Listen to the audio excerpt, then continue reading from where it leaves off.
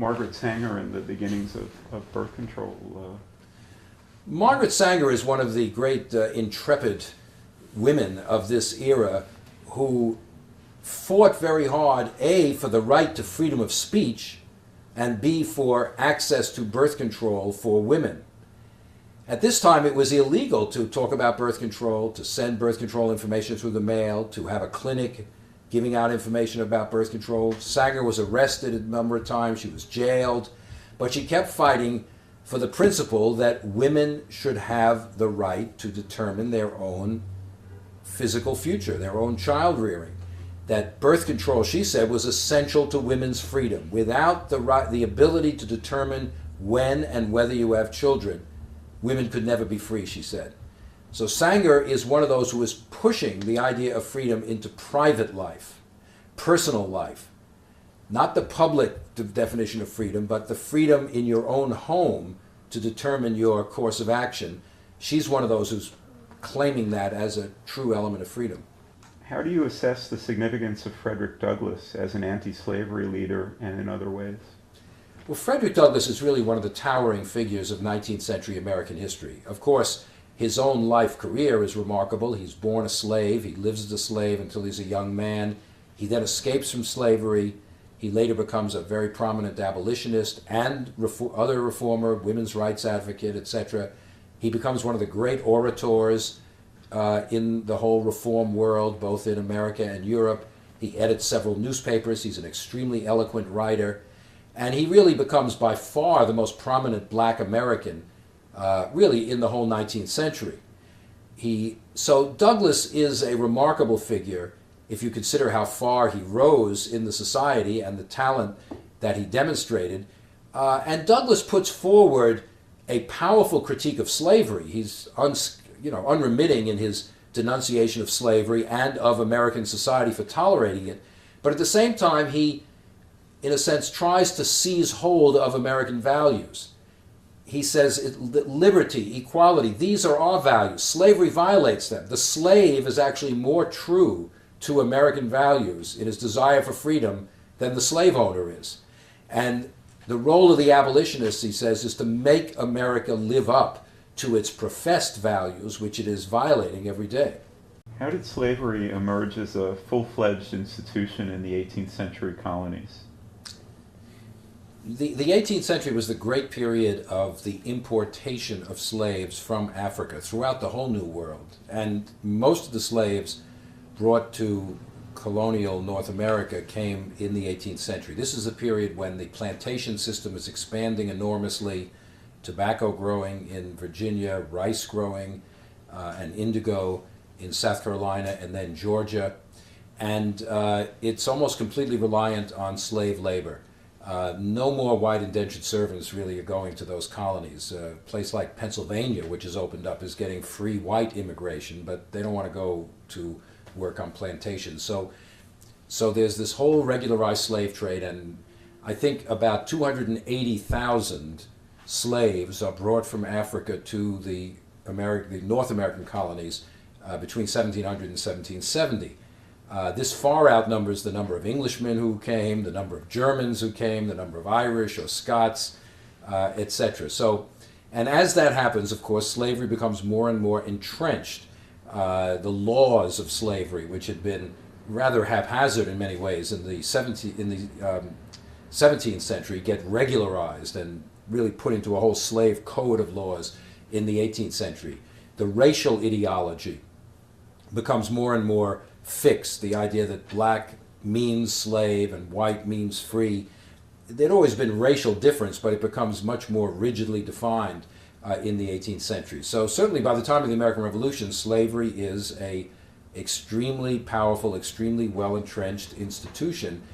It exists in all of the colonies, but it's most powerful in the colonies from Maryland south, Maryland, Virginia, North Carolina, South Carolina, Georgia. How is our current debate over the trade-off between national security and the maintenance of civil liberties reminiscent of earlier such episodes in American history?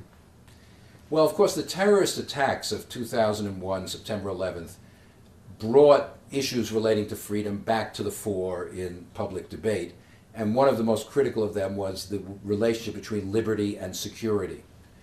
Soon after the attacks, Congress passed, with little consideration, it's an immense bill, most congressmen hadn't even read it, the USA Patriot Act, which critics claimed included numerous restraints on civil liberties, the right of the government to spy on civilians in many ways, the right to investigate you without a subpoena, things like that.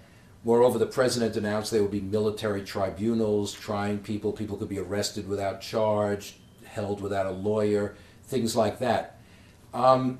We have seen debate issues like this before. In the Civil War, the writ of habeas corpus was suspended and many thousands of people were arrested. In World War I, there were massive violations of civil liberties.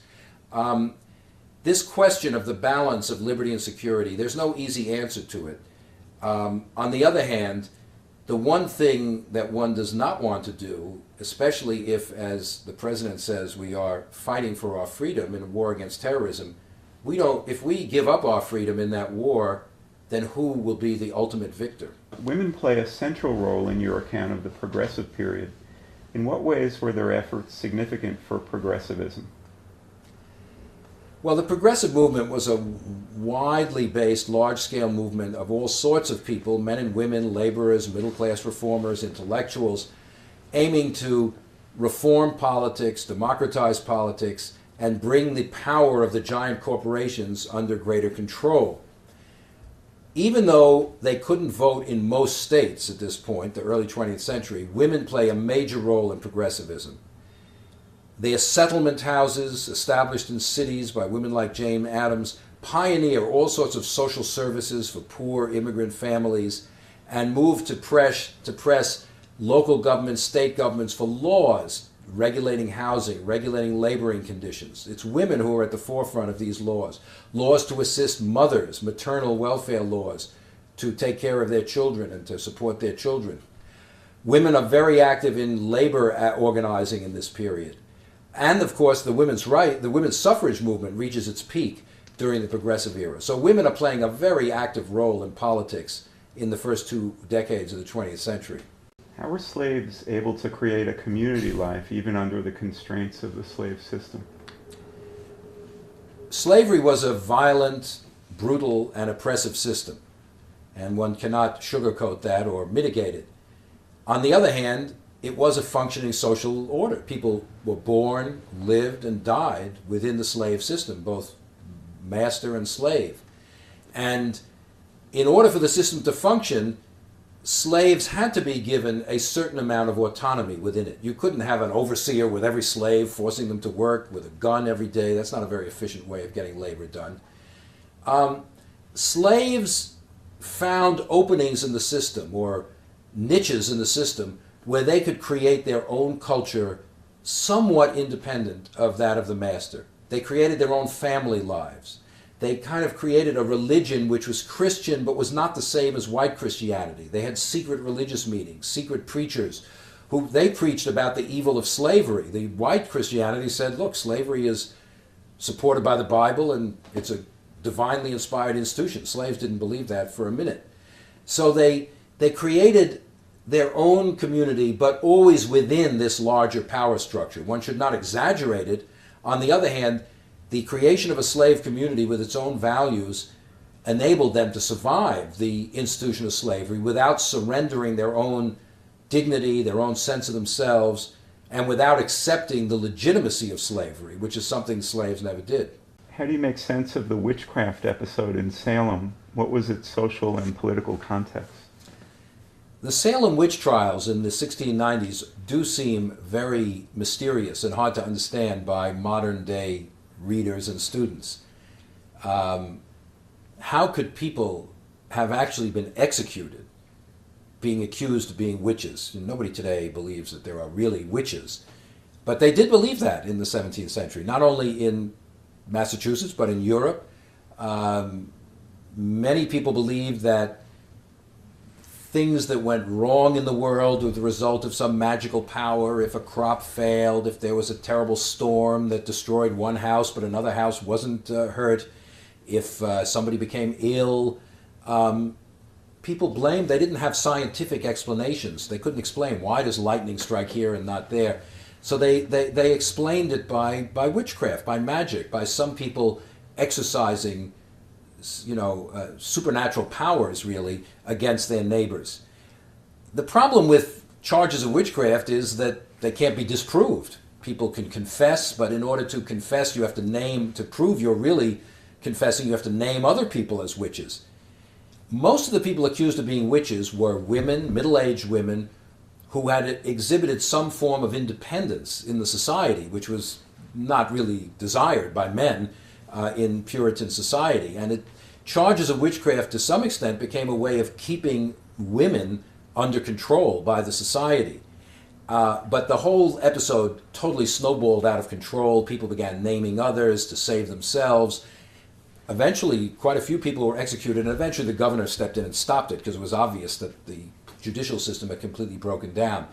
But it certainly revealed tremendous tensions in Salem society, particularly at a time when Indian warfare was rife. Many of the people involved had been living on the border where there was considerable conflict with Indians in the year or two before then, and this atmosphere of fear and hysteria fueled these charges, which then snowballed out of hand. You point out that in the 90s, Walmart emerged as the nation's largest employer, whereas it had been General Motors in 1970. What is the significance of that?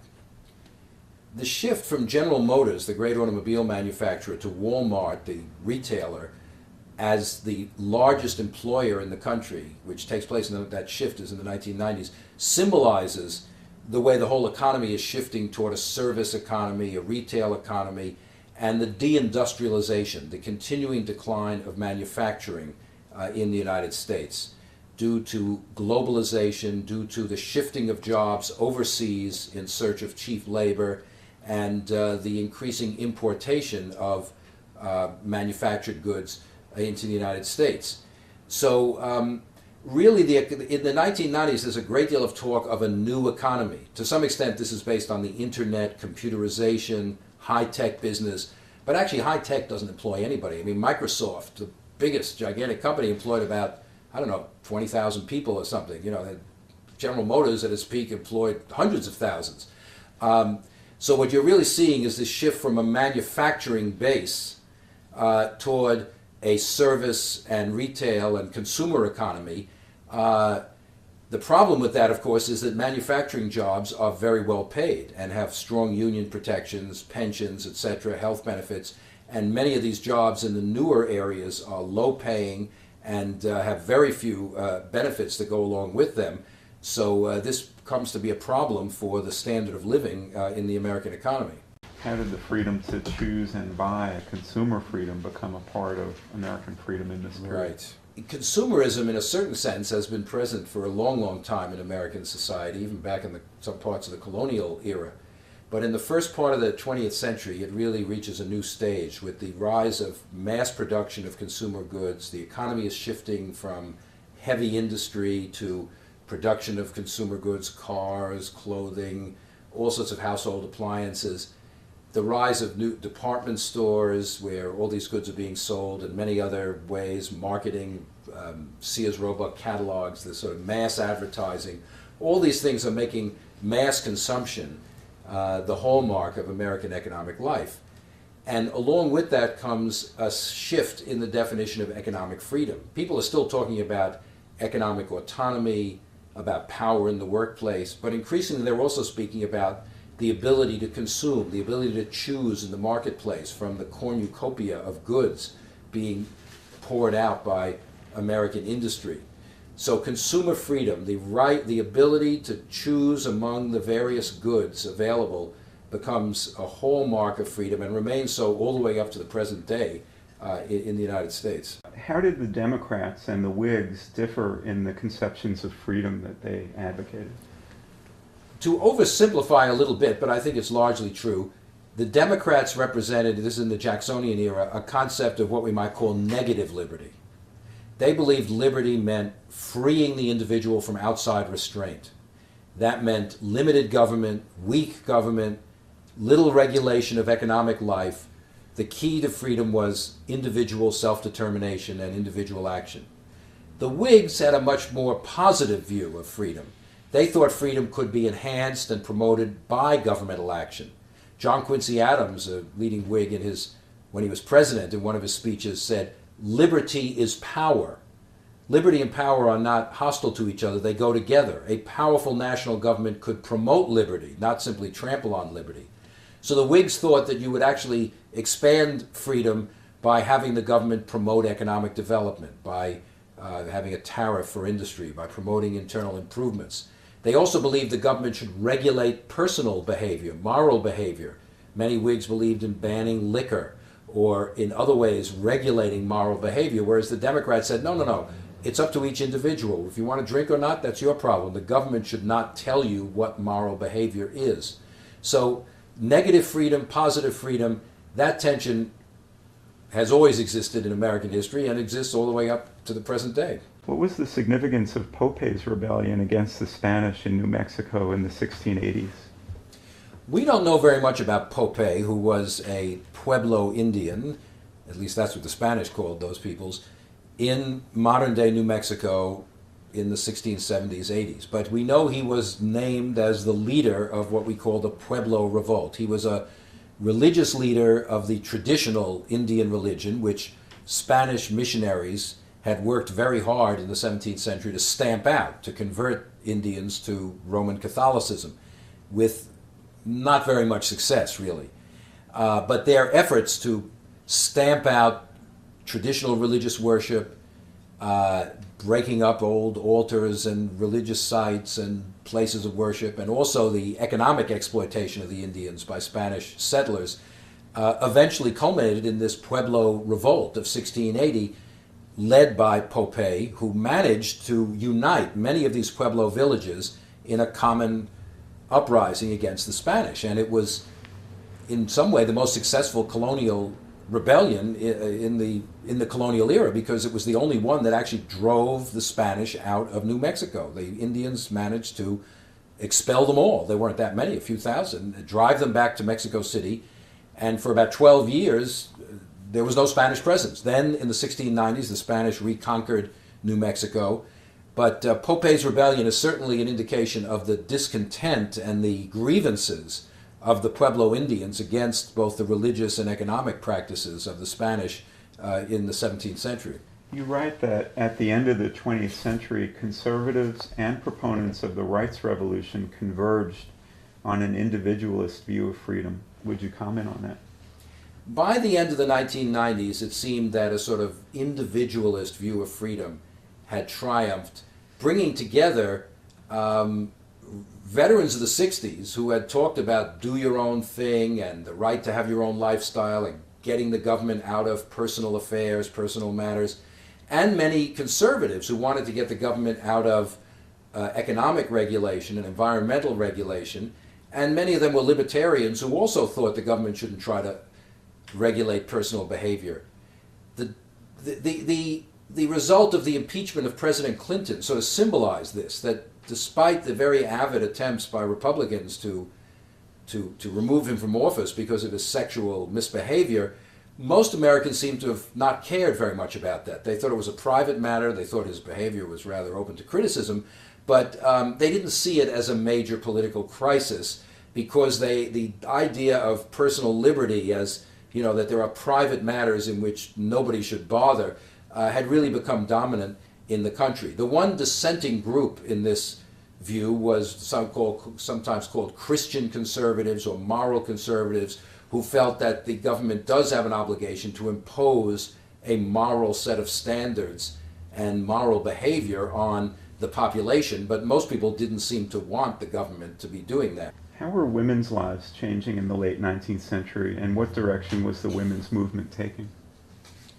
Well, in the late 19th century, more and more women's lives are changing in important ways. First of all, the birth rate has fallen enormously in the 19th century. By 1900, the average birth rate is about half what it was in 1800. It's dropped from 8 to 4, which is an enormous drop. And it obviously affects people's lives in many, many ways. More women are going out to work at this period. The rise of the industrial economy is opening factory jobs. the large numbers of clerical positions, white-collar positions in cities, the need for clerks and typists and stenographers and secretaries is opening more employment opportunities for women. So there are new opportunities for women, and this in turn reinvigorates the movement for the right to vote, which had sort of gone moribund during and after the Civil War. Now with women moving into all these other areas, it becomes even more intolerable that they have no political voice whatsoever. You say that American public life in the Jacksonian period was both expansive and exclusive. What do you mean by that? How is the basis for exclusion changing in this period? The Jacksonian era is sometimes called, the era of the common man or the age of Jacksonian democracy. It was a time when participation in public life expanded enormously. By this time, virtually all white men have the right to vote. Property qualifications for voting have been eliminated except in one or two places. Moreover, you have two very well-organized political parties, the Democrats and the Whigs, which are competing nationally for votes, and their competition brings people into politics and mobilizes large numbers of people in political rallies and gatherings and enhances interest in politics. So it's a thriving democratic political system which encompasses a very large part of the population. But it also has, of course, its limits. Women can write things and take part in politics in one way or another, but they can't vote, they can't hold office, they can't attend political conventions. They're supposed to be outside the political realm. African Americans are largely excluded. There are a few states in New England where blacks are only 1 or 2% of the population where they can vote, Massachusetts, for example. But even free Negroes cannot vote in most of the northern states, and of course the vast majority of blacks are slaves who are completely outside the body politic. So you might say the line of exclusion for men has shifted. At the time of the Revolution, it was property. People without property could not vote. Now it becomes race. People with property can vote as long as they're white, but race becomes the line of division of exclusion and inclusion in American politics. It's often said that the Puritans migrated to North America in search of religious freedom. To what degree is that accurate? Where does the idea of America as a haven for religious liberty come from? The Puritans came to Massachusetts seeking religious freedom, but their concept of religious freedom is not at all the same as ours. They meant religious freedom for themselves. That is, the right to worship, to establish churches as they saw fit, which they were unable to do in England. They were becoming more and more estranged. These were Protestants, they were members of the Church of England, but they feared that the Church of England had too many residues of Catholicism in it, in its worship, in its doctrine. They wanted to create a more purified, as they saw it, Puritan church. But that didn't mean that other people could come and worship the way they wanted to. The Puritans expelled people, Anne Hutchinson, Roger Williams, who challenged their particular religious doctrines. They didn't allow Roman Catholicism at all. They burned a few Quakers at the stake after these Quakers were banished and came back and kept trying to find converts. They banned many other Protestant groups, Baptists, etc. So to the Puritans, religious liberty meant following the true faith, which to them was their faith. And so it was the right to worship as they thought was the proper way. Now, religious freedom comes to America in other colonies, not in Massachusetts for a long time. Pennsylvania is established in 1680 by William Penn, who's a Quaker who wants to make it a haven for persecuted religious groups from all over Europe. And in Pennsylvania, the government does not prescribe any religious belief. There's no established church. There's no law about how you have to practice religion. Maryland, at various times, it's a complicated story, has a religious toleration principle. Mostly they want to attract Catholics, mostly, who are persecuted in all the Protestant countries. Religious liberty grows because of the need to attract settlers.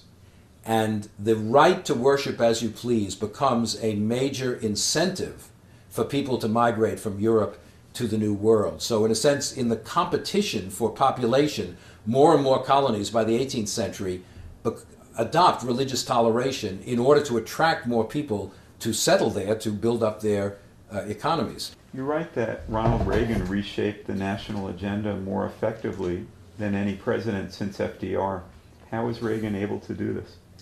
Reagan was sometimes called the great communicator. Of course, he had been an actor, he had been a radio personality, movies, etc. He had a very winning personal style, delivery.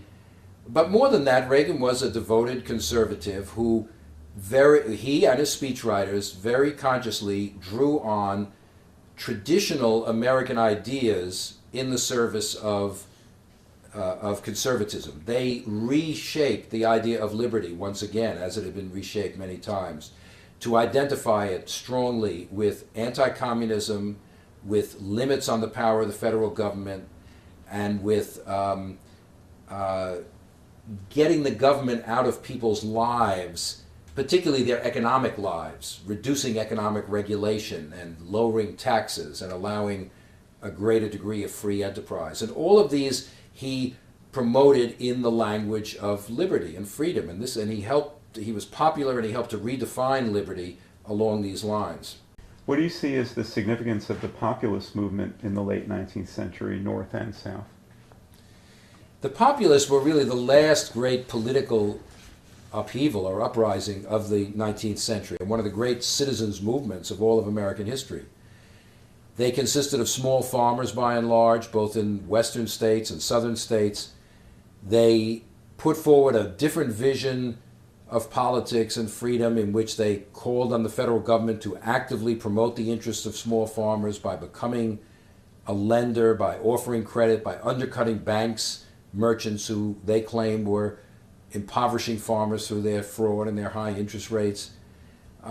They also tried to bury the legacy of the Civil War. They insisted that northern and southern farmers could join together. They even had a colored farmers alliance in the South trying to bring in black populists, that the issues of the Civil War were dead and should not be allowed to obscure the need for cooperation between farmers of all regions of the country. So they had a highly ambitious set of goals. How then was Jackson able to enlarge the powers of the presidency? Well, Jackson is an interesting and in some ways contradictory figure, in that he's a Democrat who believes in weak national government. And many of his actions are dismantling the federal government, breaking down the Bank of the United States, vetoing internal improvements measures. He wants power to devolve to the states and the localities. On the other hand, Jackson is a strong nationalist. In the nullification crisis, he stands up for the integrity of the Union. He threatens to send troops to South Carolina if they don't abide by the law.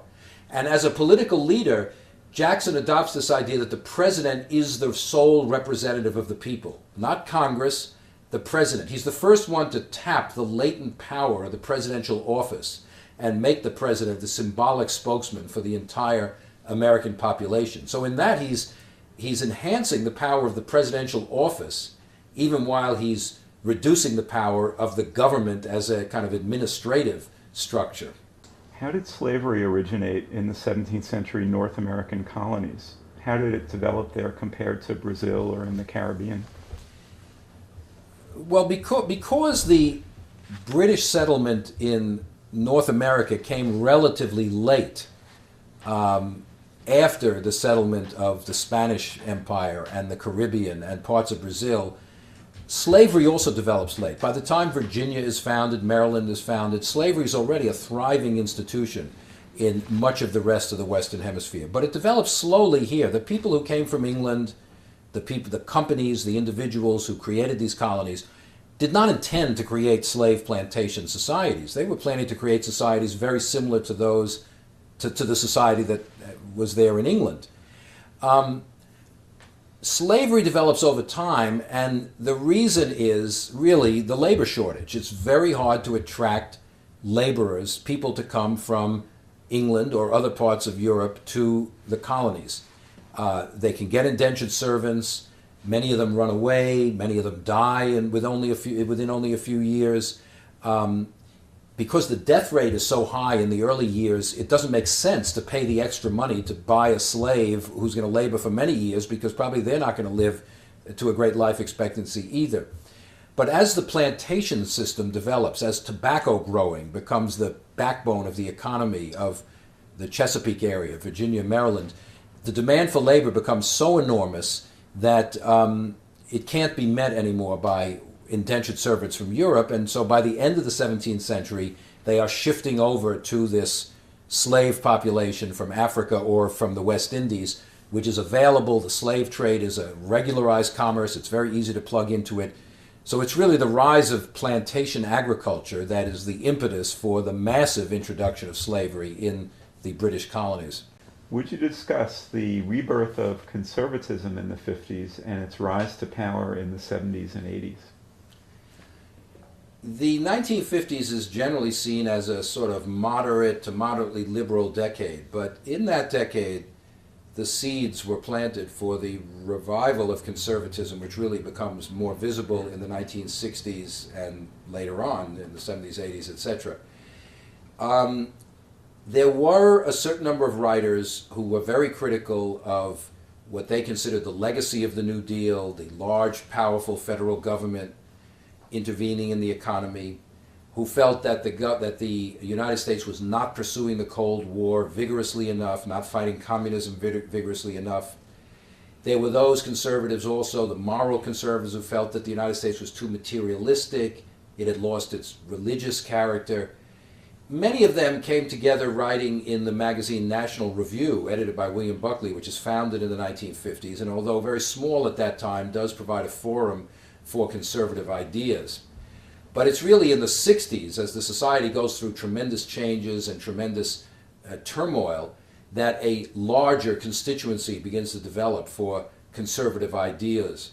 Businessmen who see an opportunity to roll back the gains of labor unions and economic regulations.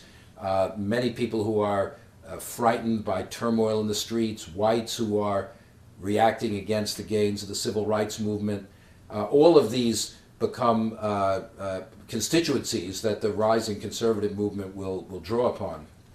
And who would you say provided most of the labor in the West for these enterprises? The West is an incredibly diverse region. Labor is provided by all sorts of people. It was probably more diverse racially than the East, even though the East is getting a lot of immigration from Europe. Chinese are playing a major role in certain areas of Western life, building railroads, working in factories. Mexican laborers are working in agricultural employment. And then, of course, there are immigrants from Europe, Scandinavia, Germany, who are setting up farms out on the prairies in the Dakotas, etc. And, of course, there are also native-born Americans moving west from older states. So the labor force in the West is a tremendous conglomeration of people from immigrants, native-born, white, black, Mexican, Chinese, you name it, they're out there working in the West. How did the West emerge as a region in this period? Well, of course, westward expansion has been going on ever since the first settlers landed and began pushing inland. And the American Revolution, which breaks the power of the Indians in the Northwest and puts the British out, opens up vast new lands to Western settlements. So westward expansion of population is going on throughout the first part of the 19th century. Moreover, the boundaries of the country are also expanding westward. Jefferson purchases Louisiana, which doubles the size of the country. Later on, the war with Mexico adds a whole new area of land to the United States. So the country is expanding westward. People are moving westward. The West begins to emerge as a sort of self-conscious region of the country, different from New England, different from the Middle States, different from the old Southern states. Politicians rise to power by being spokesmen of the West. Henry Clay is a spokesman of the West. Later, Stephen A. Douglas is a spokesman of the West. So the West becomes a very critical element in American political and social life. In the 17th century colonies, there seemed to be varying degrees of freedom in a fairly fluid society. How would you describe 17th century society in terms of freedom? Well, in the early colonies in the 17th century, settlers lived, you might say, on a spectrum which encompassed a wide variety of different kinds of freedom. At one end, there were the people who were, you might say, fully free. These were landowners, planters, merchants, lawyers, prosperous people. They enjoyed all the political rights, the right to vote, the right to hold office, assuming they were Protestant. They were full members of the political society. At the other end of the spectrum, of course, was slaves. Slavery was not a large institution in the 17th century, but it was there from the very beginning, And obviously the slave is the opposite of freedom, is deprived of all his rights. And in the middle was a vast array of population which had, you might say, partial freedom. There were indentured servants. Most English who came over came as indentured servants, who were people who traded away their freedom for a few years in exchange for passage to the New World. So while they were contracted to work, they weren't really fully free. They could be bought and sold like slaves. They could be whipped, punished, etc. But they would become free after a certain number of years. Women certainly didn't enjoy anything remotely like what we would consider freedom today. Women, if they were married, were considered really an appendage of the husband. All their rights were exercised through their husband. They had very, very few independent legal rights. So the society is shot through with different levels of freedom, and freedom is not a universal ideal. The idea of liberty, or as the phrase was then, liberties actually, varied enormously depending what status you had in society. The liberty of a big landowner was very different than the liberty of an indentured servant. There was no notion of liberty that was the same for everybody. Would you comment on the social programs of the Great Society and how they compare to those of the New Deal? Well, the social programs of the Great Society were far more expansive than those of the New Deal, or you might say they expanded the New Deal programs into areas that they hadn't covered. They also expanded the New Deal to include African Americans who were kept out of large numbers of New Deal programs. But Lyndon Johnson, many of the Great Society programs went way beyond the New Deal. Education programs, anti-poverty programs, environmental programs, all of those elements of the Great Society were more expensive and more far-reaching and empowered the federal government far more than Roosevelt's New Deal programs, even though Roosevelt had laid the foundation, and Johnson was a very confirmed New Dealer and had begun his political career in Texas as an avid supporter of the New Deal. But the scope of the Great Society was breathtakingly bigger than anything Roosevelt had put into effect. You write that segregation in the South was to some degree about separation of the races, but also about establishing and enforcing white supremacy, the domination of blacks. Could you explain that? Segregation, which becomes entrenched in the South in the early 20th century, particularly after the Plessy versus Ferguson decision gives it a legal go-ahead in 1896, is in some ways a system of separation. There are black institutions and white, black entrances and white, black graveyards and white, drinking fountains. You name it. Every kind of activity has a black and white component. And despite the Supreme Court saying they needed to be separate but equal, they were always separate and unequal. Nonetheless, separation is not the only and perhaps not even the dominant purpose of segregation.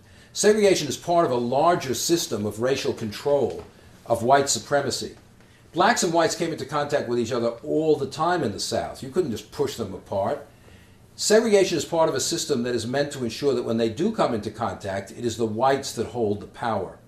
It goes along with limiting blacks, not allowing them to hold many jobs. Skilled jobs are for whites, unskilled jobs are for blacks. It goes along with taking away the right to vote from blacks, so they have no political power. So it's really part of a system of power in which white supremacy dominates over any kind of black aspirations. What was the impact of the rise of the Cotton Kingdom in this period? Between 1800 and 1860, the most dynamic element in the American economy was the expansion of cotton production based on slave labor. Cotton becomes the most important crop in the world economy, the most important item in international trade, because the early Industrial Revolution is based on factories producing cloth out of cotton, and there's an immense demand for cotton as the raw material. So to meet that demand, slavery expands westward. When the revolution takes place, slavery is basically along the Atlantic coast in Virginia, South Carolina, etc. But in the early 19th century, you get the opening of this, what's called the Cotton Kingdom. Georgia, Alabama, Mississippi, Louisiana, Arkansas, eventually Texas. Cotton production spreads westward. New cotton plantations, a so-called cotton belt or black belt arises there. And this becomes the source of tremendous wealth for Southern planters. It becomes the major export for the whole United States. And large numbers of Northerners benefit from this, even if they're not slave owners. Northern ships carry this cotton. Northern insurance companies insure it. Northern shipbuilders build the ships. Northern merchants are making the money by transporting the cotton. So it's really a national phenomenon, even though geographically it's located in the Deep South. How was the idea of freedom transformed during the English Civil War?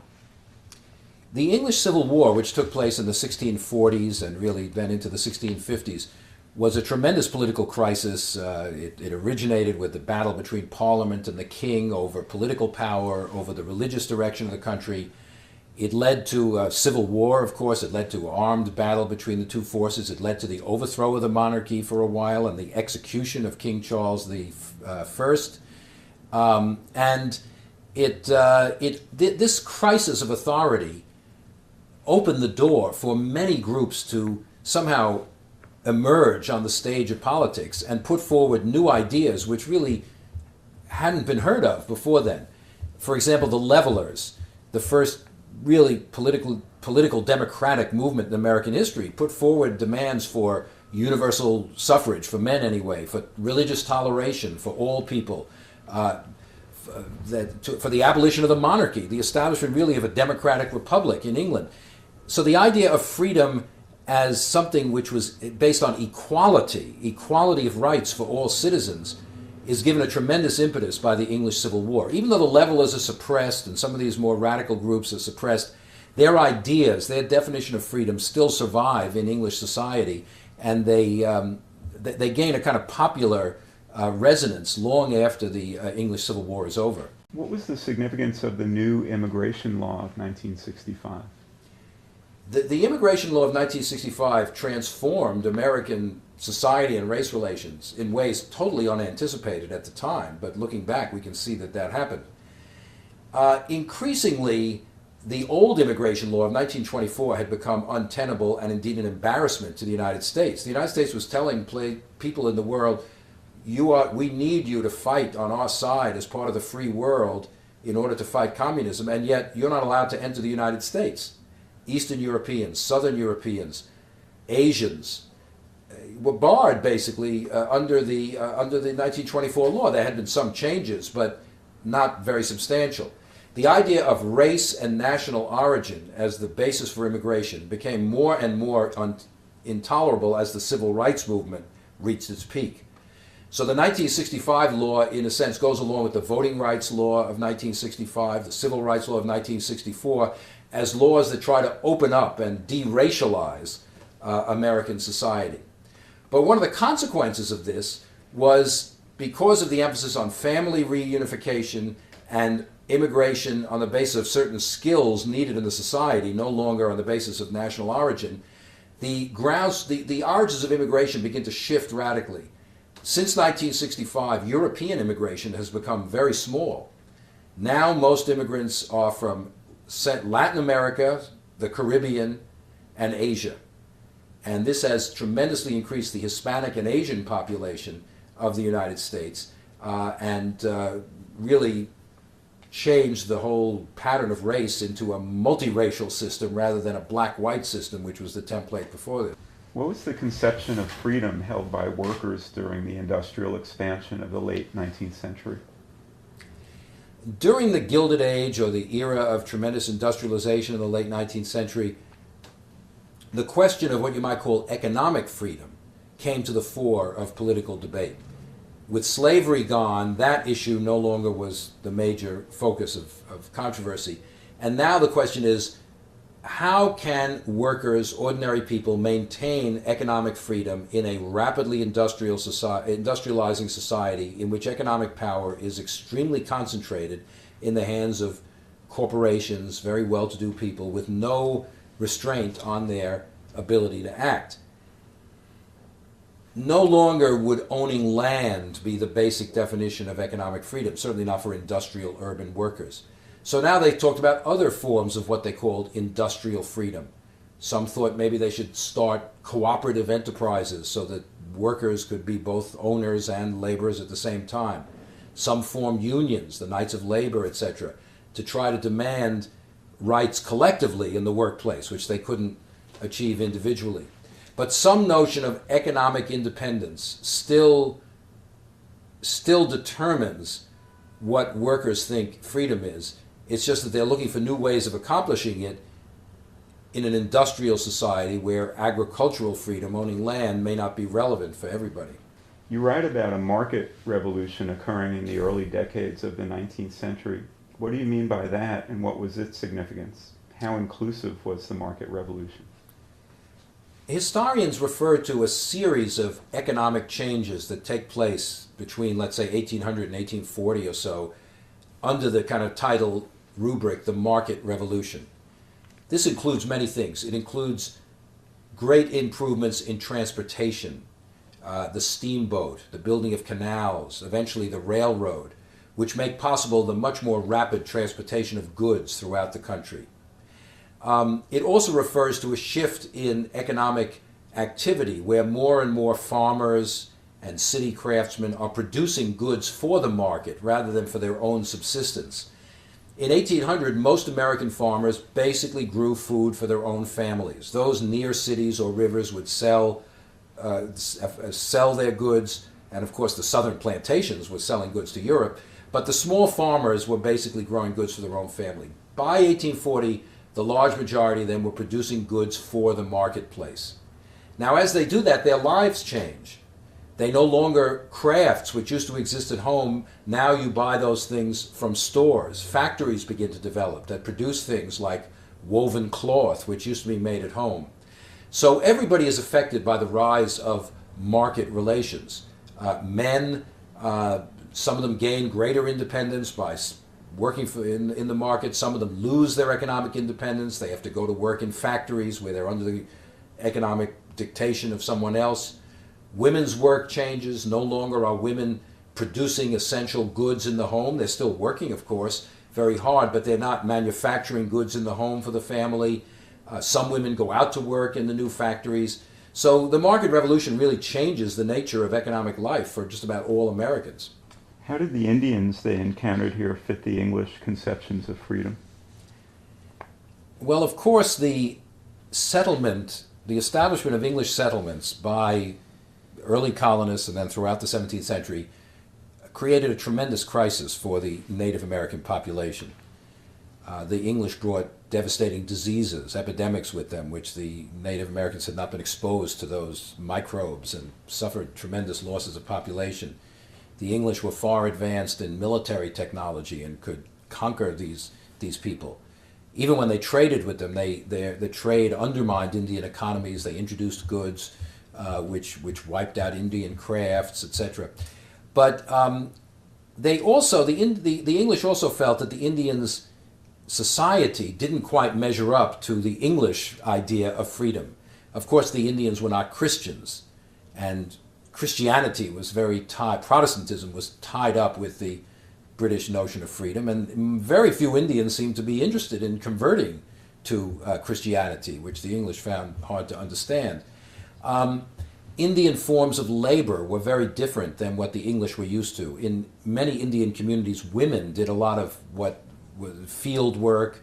Men were out hunting, women worked in the fields. This was considered quite unusual and, in fact, a violation of women's freedom. The freedom of women was to stay in the home, according to the English, and operate according to traditional gender norms. And they thought that that Indian women lacked freedom because they were out working all the time, growing crops. So there was really this tremendous cultural clash, and English sometimes understood this as a clash about freedom, that the Indians just simply didn't measure up to the English notion of what freedom ought to be. Obviously, Indians had their own ideas of freedom, which differed from what the English were trying to persuade them of. How do you assess the reemergence of feminism and the spreading rights revolution of the 60s? Well, the civil rights movement of the 60s, just as the abolitionists had, inspired numerous groups to sort of take up the cause of their own liberty. And the feminists, the so-called the second wave of feminism is sort of the largest example of this. A new women's movement arises The women's movement had been pretty moribund after the achievement of the vote. Now a new women's movement arises, but its issue is no longer political rights, which have been gained, but personal rights, education, opportunity, economic equality, opportunity or freedom in personal life, access to birth control, abortion, control over your own person, the right to live a lifestyle that you choose. The feminist movement pushes the issue of freedom into private life. It makes it plain that there are questions of rights, power, liberty, even in the most intimate areas of human activity. So it really helps to expand the idea of freedom way beyond the public sphere, the economic sphere, into this realm of private life that where it hadn't really been extended very much before then. This is part of what we know as the rights revolution, the expansion of the notion of rights, partly by social movements, partly by court decisions, so that all sorts of groups, American Indians, Hispanics, women, homosexuals, are claiming more rights by the end of the 60s and the early 1970s. How did the workers' ideas of freedom differ from those held by the owners and managers of industry? And how did the courts construe freedom at this time? Workers in this time often looked to government to protect their freedom. They wanted the government to pass laws mandating 8 hours as a legal day's work. They wanted the government to protect the right of workers to form unions. Owners tended to adopt a very laissez-faire notion of freedom, or sometimes called freedom of contract. That is, the government should stay out of the economic relationships. Freedom meant the right of individuals to form economic relationships or to pursue economic self-interest without outside interference. Laws regulating conditions at work, laws regulating the hours of work, these were violations of freedom, according to most employers. And the courts, by and large, accepted that idea. Freedom of contract was the dominant legal doctrine in the late 19th and early 20th century. The state courts, the Supreme Court, overturned dozens and dozens of laws attempting to regulate one or another aspect of economic activity. So the dominant idea of freedom was definitely a negative or laissez-faire idea of freedom of contract, of letting the economy operate on its own basis without political interference. What was Jefferson's Empire of Liberty, and how was it connected to westward expansion? Well, Jefferson was a tremendous advocate of westward expansion. He believed, unlike Hamilton, who thought the United States should be a commercial and manufacturing country linked to Europe by trade, Jefferson thought it should be an agricultural country which set its sights in the West rather than eastward toward Europe. So Jefferson encouraged greatly westward migration. Of course, as president, he purchased Louisiana, which doubled the size of the country and opened up vast new areas for settlement. But Jefferson also believed that these areas would be brought into the Union as equal states. That's why he called the United States an empire of liberty. Empire meant it would be a great territorial power, a power in world affairs. But unlike European empires, which consisted of a central area ruling over colonies, the United States would not have colonies. New areas would be brought in as equal states. So like, say, Ohio would not be a colony of the country. It would come in as an equal member with the same equal rights as all the other states. So that's why it'd be an empire of liberty, because all parts of it would have the same equality as the original 13 states. That at least was Jefferson's vision of how America ought to function. What were the different ideas of freedom that the English settlers brought with them to America? In the early days of settlement in the 17th century, settlers brought ideas of freedom, some of which are quite familiar to us today, and some of which really are very different and don't exist at all. One idea was that owning land was really the essence of freedom. To be economically independent was the basis of freedom. Now, today, that's not really, owning land is not really most people's definition of what freedom is. You're not going to, the number of farmers is very, very small, of course, in modern society. Many of them came over also for religious freedom, as they understood it. England, like other European countries, had an established church. People who didn't belong to it were persecuted. You could even be executed for practicing religion in the wrong way as far as the government was concerned. the right to worship as you please, the right to establish a church as you please, was very important to some of the early colonists. So, but of course, many people came because conditions in England were very poor at that time. England was going through a serious economic crisis. So it wasn't exactly freedom they were seeking. They were seeking a livelihood. They were seeking simply the ability to earn a living in a way that they couldn't, given the economic crisis that England was going through. What were the landmarks for the civil rights movement in the 1950s? And how would you compare Martin Luther King to earlier African American leaders such as Du Bois and Frederick Douglass? Well, the great landmarks of the civil rights in the 1950s were, first of all, the Montgomery bus boycott of 55, which began in 55 and goes into the next year, which was the first time, it was the first time that revealed the possibility of mobilizing a mass movement with the black church at its center. This became the organizing base for mass protest, nonviolent protest in the South against segregation. And the victory of the Montgomery bus boycott showed the possibility of this new tactic of massive nonviolent resistance, even in the heart of the Deep South, the most violent, segregated area of the country. But it also required a Supreme Court decision for the Montgomery bus boycott to win. And then in 57, it required another Supreme Court decision and then federal troops being sent into Little Rock by President Eisenhower to enforce decisions to integrate Central High School in Little Rock, another great landmark, which suggested that outside power was also going to be absolutely necessary if the racial system of the South was going to be overturned. Now, these are the years in which Martin Luther King, a young man at that time, comes to the fore not as the embodiment of the civil rights movement, not as the cause of the civil rights movement, but as the most prominent national figure in the civil rights movement. And King was a brilliantly eloquent speaker who had the capacity to draw on traditional American values and deep traditional Christian values in the cause of civil rights, and to use the mass media. King was a master of he knew that television was now putting daily events right into people's living rooms every single day. And if he could shape the way the black movement was presented, it would have a powerful effect on public opinion, which he did. And he used television, in effect, to force white America to think, to face up to, what it really wanted the country to be. Who were they? Who was white America if it was willing to sit by with all this injustice existing? And it really brought that issue right into people's homes in a way that hadn't been before. So in a way, King is the descendant of Frederick Douglass, of Du Bois, of black leaders who were advocates for integration, for democracy. But he had his own style and his own tactics, which differed from them as well. How did a distinctive farming and industrial economy take shape out west in the late 19th century?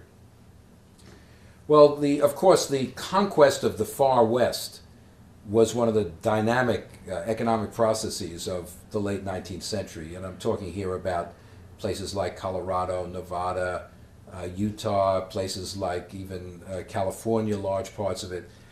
These areas had not been very thickly settled before the Civil War. Now they are penetrated both by farmers and by large-scale industrial operations, mining operations, lumber operations. The West, in myth, is the home of the rugged individual, the self-made man, the pioneer. In fact, it's the home of large multinational corporations, or now it's national corporations, railroads, mines, etc. It's the home increasingly of large-scale farming, bonanza farms, etc. It becomes more and more difficult for individual farmers and individual workers to really carve out a life of autonomy in the West at this time. What was the policy towards Indians to emerge in the new nation? Well, President Washington and the Secretary of War Henry Knox and others felt that the country had not been totally praiseworthy in its treatment of Indians, and that there had been Indian wars, Indian massacres, the seizure of Indian land, and they wanted to have a policy of friendship. They didn't want to have wars all the time with India. There were still a lot of Indians living within the boundaries of the United States. To have constant warfare would not be in anybody's interest. So Washington tried to develop a policy of treaties which would stabilize Indian relations and make clear where Indians had a right to land and where settlers could go. But it never really worked out that way because the pressure on land was enormous. With the end of the American Revolution, land-hungry settlers pushed westward over the Appalachian Mountains into Indian territory in Ohio and Kentucky and further south. And no matter, the treaty obligations had nothing to do with that. Even though land was reserved for Indians, whites just moved in and settled there. And then the government had to decide what to do. They weren't really going to push all these people out. They tried to get the Indians to move further. Indians didn't want to move further anymore. So there was kind of sporadic, constant Indian warfare throughout this period, despite the intention of the Washington administration and Jefferson's administration too later on to have peaceful relations. But the basic conflict, the basic problem of white expansion onto Indian land, there was no solution to that. That was just continuing, and as long as that happened, there was going to be conflict. To what degree did ideas of freedom inspire English settlers in North America? England was rather late in settling in the New World, establishing settlements in the New World compared to some of its rivals, France, Spain, the Dutch, etc., in the 16th, 17th centuries.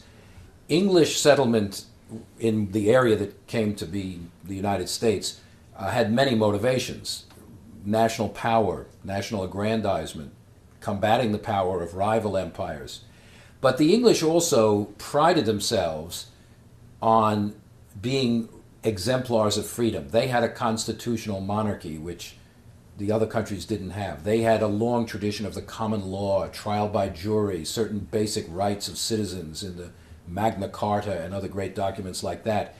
And they certainly believed, they weren't just saying this as a propaganda, that they were bringing a kind of freedom to the New World. They even believed that they were bringing freedom to the Native American, the Indian population, rescuing them from what they saw as the tyranny of Spanish rule or something like that. Now, of course, it didn't always work out that way, but the notion that England's was a empire of freedom was very important, at least ideologically, in justifying English expansion in the 17th and then 18th centuries. How did McCarthyism narrow the limits of acceptable political debate in the 50s? McCarthyism is a term for a much broader movement or era than simply one particularly outrageous senator and his depredations, Joseph McCarthy of Wisconsin. It began really in 1947 with the Truman administration's national loyalty program, where employees of the federal government were forced to prove their loyalty against unseen charges and unnamed accusations. It was often carried on by private organizations who led to blacklisting of individuals. Universities fired professors.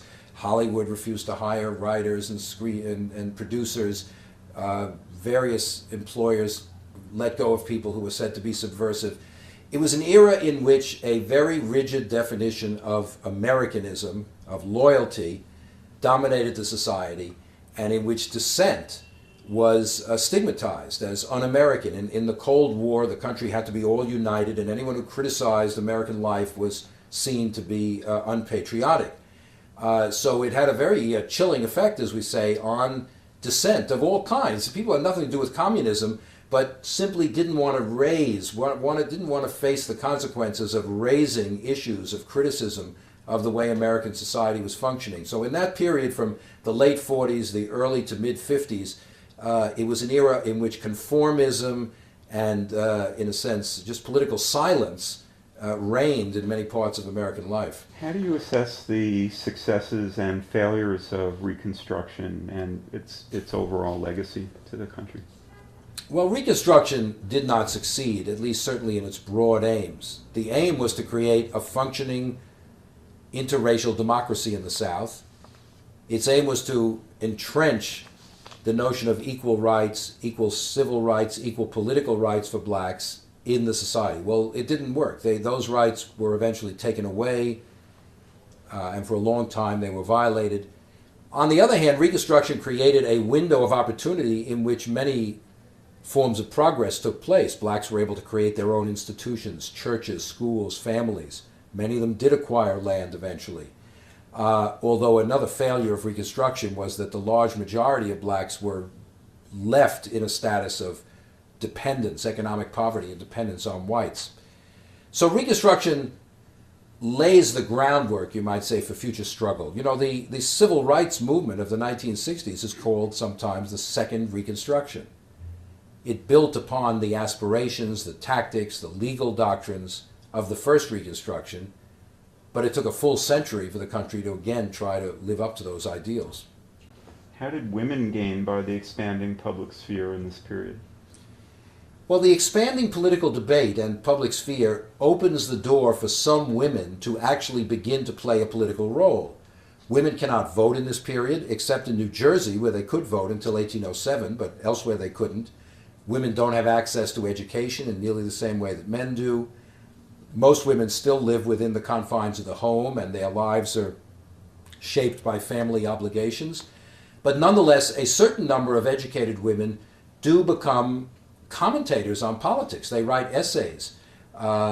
Mercy Otis Warren, Judith Sargent, they become political figures not by being party politicians, but by taking part in this debate in the public sphere, where they can write for magazines, they can write for newspapers, and so they claim the right to a voice in politics, even though they don't have a political place in the political system. How have the struggles of various social groups enlarged the boundaries of freedom in America? I think that one of the major dynamics in the changing understandings of freedom and the changing boundaries of freedom, that is the definition of who is entitled to enjoy freedom, one of the major dynamics has been the struggle of excluded groups for freedom as they understand it. The abolitionist movement, which struggled against slavery, changed the meaning of freedom for all Americans. The women's rights movement has changed the meaning of freedom for men as well as for women.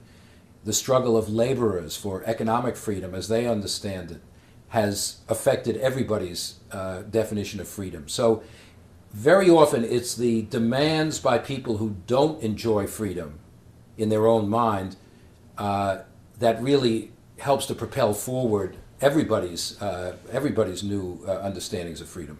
In this period, the 1950s, economic and demographic growth in the West and California was explosive. How do you account for that phenomenon? Well, California grows rapidly in the 1950s, and by the early 60s, or mid 60s, it becomes the most populous state, surpassing New York State.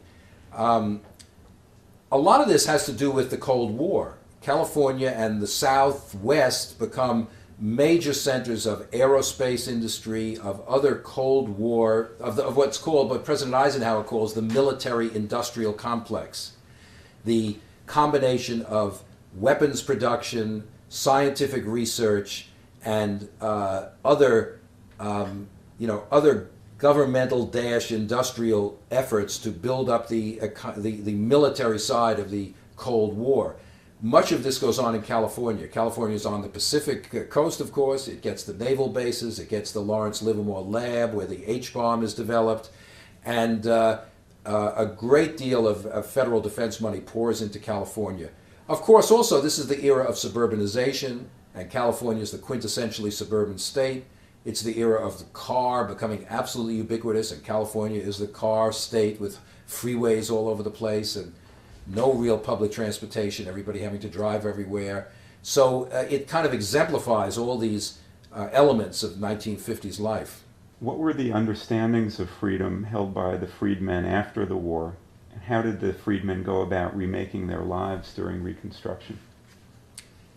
Well, African Americans brought out of slavery complex ideas about freedom. Slaves think about freedom a great deal. They didn't come out ignorant of freedom or without any ideas about freedom. It's probably like prisoners think about freedom a great deal also. People who don't have it value it the most. To African Americans, freedom meant, of course, first of all, simply not being subjected to the punishments and the inequalities and the restrictions of slavery. They could get education now. They could move about without a pass. They could wear whatever clothing they wanted, which was restricted in many places. They could carry a gun. They could own dogs, things like that. But more than that, freedom for them meant empowerment. It meant enjoying the rights which whites did in a democratic society, the right to vote, the right to go before a court and be treated equally. And it also meant, increasingly, economic independence, the right to land. Freedmen felt that ownership of land, or 40 acres and a mule in the phrase of the day, was essential to guaranteeing their substantive freedom in the aftermath of slavery. In what ways did public life become democratized in the 1790s? The 1790s, the first decade under the new Constitution, was a period of tremendously intense political debate. This was not what the Founding Fathers intended. They thought it would be a period of harmony, without political conflict, with everybody devoted to promoting the public good. It didn't work out that way. Very rapidly, two political parties formed, bitter debates took place over economic policy, Hamilton's fiscal policies, other issues, and this debate reverberates out from Congress into the general public. Moreover, the French Revolution, which is going on at this time, gains tremendous number of sympathizers in America and a lot of people who oppose it. And that debate also takes place in the public realm, not just in Congress. So that, in fact, this is a period of great division in the population. And as a result of that, a lot of political organizing, new political societies come to the fore, the so-called Democratic Republican societies, which are groups of ordinary citizens who band together to discuss political issues and to criticize the government. So what we call the public sphere, that realm of debate outside of government, grows enormously during the 1790s because of the intensity of political difference. Who would you say are the main characters in the story of American freedom? Let me ask you, you mean the book itself or the history? The history. Okay. Yeah.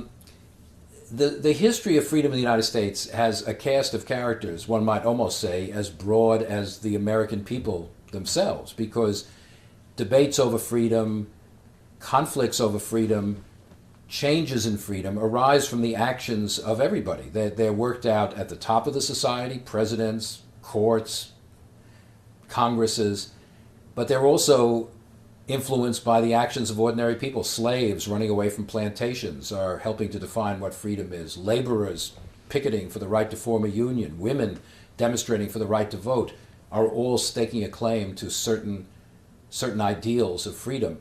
So the cast of characters is as broad as American society itself, which is why freedom is a very useful organizing principle for looking at the whole of American history. What was the Freedom Train, and how did it reflect the political and social concerns of the time?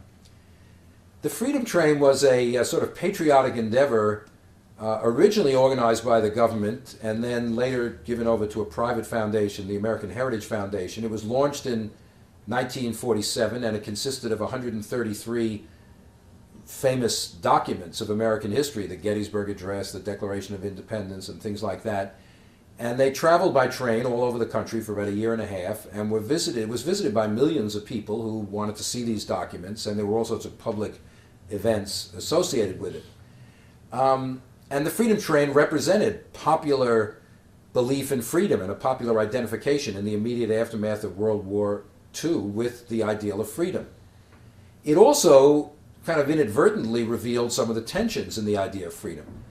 When it got to the South, the question was, would blacks and whites be able to board the Freedom Train together, or would there be segregated viewing? And the Truman administration said, no, there has to be integrated. We will not distinguish between citizens getting on the Freedom Train. And in fact, the Freedom Train canceled its visits to Memphis and Birmingham in the South because the city fathers insisted that the viewing had to be segregated. But it went to many other cities in the South without protest in an integrated fashion. So it sort of illustrated the growing salience of the issue of race in American life after World War II. It also showed, as it went along, how the Cold War, which was just developing at this time, was reshaping ideas of freedom, because increasingly the government became suspicious of people who criticized the Freedom Train and began to think they were enemy agents or subversives or something like that. And it showed how this kind of fear of external subversion was beginning to make its appearance in America in the early days of the Cold War. In what sense were the Reconstruction Amendments a great constitutional revolution for America? How did they change the role of the national government? The Reconstruction Amendments to the U.S. Constitution, the 13th, 14th, and 15th, really wrought a radical change in the Constitution. These are the most important changes in the Constitution since the adoption of the Bill of Rights, 70 years before that. What they did, first of all, of course, was to abolish slavery, but more than that, to shift power in the federal system away from the states and toward the national government. The national government now becomes the definer and the protector of citizens' rights. The 14th Amendment declares that anybody born in the United States is a citizen, that all citizens, regardless of race, are to enjoy the same basic rights, and that no state can deprive a citizen of those rights. And it empowers the federal government to override and oversee the actions of states that might interfere with the privileges and immunities of American citizens. So instead of the federal government being seen, as it was before the Civil War, as a danger to liberty, now a strong federal government is seen as the protector of liberty, or the custodian of freedom, as Charles Sumner, the senator from Massachusetts, put it. So this represents a shift in power between states and the national government, and also a shift in the conception of what the role of the federal government is. For the first time, the federal government takes on the role of protecting the basic rights of American citizens. How did race emerge as the sole significant marker between slavery and freedom in this period? One of the ironic results of the American Revolution is that the very emphasis on liberty and equality actually had the tendency of enhancing or increasing the importance of race as a dividing line in American society. In colonial America, race had been one among many kinds of inequality: religious inequality, class inequality, gender inequality, of course. But the revolution puts this idea of equal rights forward. Many of the the halfway houses between slavery and freedom drop away. Indentured servitude, apprenticeship disappear after the revolution. So that you have a white population that is basically free, may not be equal in many ways, but it's basically composed of free people. And then you have a black population that is basically composed of slaves, even though there is a growing number of free blacks at this time. Race becomes the way of explaining how it is that slavery exists in a society supposedly dedicated to liberty. The reason is, allegedly, that blacks are racially inferior. In other words, they have certain inborn characteristics that make it impossible for them to really enjoy freedom, really exist as free people. So race becomes the way of explaining the existence of slavery in a free society. And as such, it becomes more and more embedded in American life in the 19th century as slavery itself expands. How important is equality as a component of American freedom? Freedom is such a all-encompassing idea in our political language and Americans' just conceptions of society that they encompass within it many other values. So often when people are talking about freedom, they really are talking about equality or justice or opportunity. Equality certainly plays a major role in our notion of freedom. After all men are created equal. That's what the Declaration of Independence said, and that is a very radical idea. It was very radical when Jefferson put it forth in 1776 in a world of absolute monarchies and hierarchical established churches and aristocracies. The idea that all men are created equal was hardly universally accepted at that time. Equality in the terms of equal opportunity plays a major role in American freedom. There are others who have also claimed that freedom should have some sort of equality of condition, which is a different kind of equality, and that's been much more controversial, but has certainly come to the fore at a number of points in our history. Could you speak more broadly on how the Cold War affected the meanings of American freedom? Like other great moments in American history, great events, the World War I, World War II, the Civil War, the Cold War, which was not a fighting war, except in some places, did strongly affect freedom. the battle between American democracy and Soviet communism elevated certain elements of our society to central roles in the idea of freedom, particularly what comes to be called free enterprise as opposed to Soviet communism. Free enterprise, capitalism, market economics becomes essential to the idea of freedom, which it hadn't been in the New Deal era. It also, the language of freedom reverberates throughout the society. This is the free world. We are fighting the unfree world. The president gives medals of freedom to foreign leaders who are on our side. The problem is freedom becomes almost a cliche. Many of those foreign leaders who get the Medal of Freedom are tyrants in their own country. The Shah of Iran, President Marcos of the Philippines. But they're on our side in the Cold War, and therefore somehow they're hailed as great defenders of freedom. So the Cold War elevates freedom to an even more central role than it had, but it also makes the United States the ally in many parts of the world with governments that suppress the freedom of their own people. And that contradiction will eventually blow up in the 1960s. What was the legacy of the Civil War? What did it settle and what did it leave unsettled? Well, the Civil War settled two major issues, at least. One, would the United States survive as a unified nation, which of course it did. Nobody has talked about secession ever since the Civil War. Two, would slavery survive? And of course that was determined. Slavery is irrevocably destroyed by the Civil War. So those main issues which had bedeviled American life since the founding of the country were now settled. But of course, those two questions being settled puts another question on the agenda, which is what is going to be the status of those 4 million men and women and children who have been slaves and are now free? Are they going to become full members of the society? Are they going to have the same rights as white people? If not, why not? What rights are they going to have? So that question of whether an interracial democracy could be built on the ruins of slavery was not settled by the Civil War and will go on to become the primary source of debate in the Reconstruction era that follows the war. How important was the Bill of Rights at the time, and what has been its significance since? The Bill of Rights, which is what we call the first 10 amendments to the Constitution, was added in 1791, 1792, a few years after the ratification of the Constitution. It was really a requirement. Many of the anti-federalists, that is, people who opposed ratification of the Constitution, were won over by the promise that that a Bill of Rights would be added as soon as Congress met, which indeed did happen. Now, the Bill of Rights, of course, lists the basic civil liberties which Americans are to enjoy: freedom of speech, freedom of the press, freedom of religion, the right to a speedy trial by jury, the right to be protected against cruel and unusual punishment, etc., etc.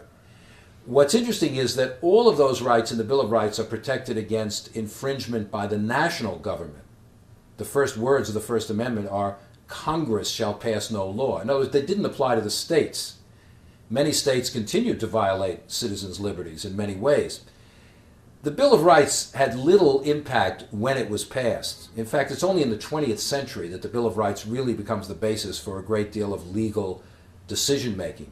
But it did put into the language of American politics this language of rights, of citizens' rights against the government, certain basic rights which government does not have a right to infringe on, and therefore it helped to expand the idea of liberty that most Americans had. At what points in American history have you seen setbacks to American freedom?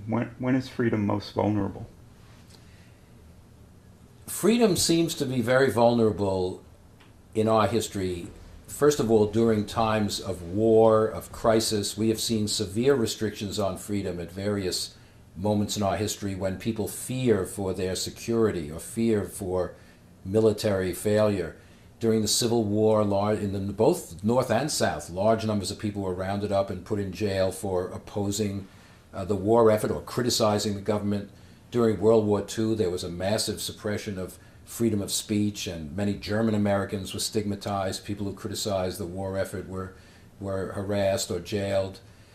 Of course, we know in World War II, more than 100,000 Japanese Americans were put into internment camps, most of them American citizens.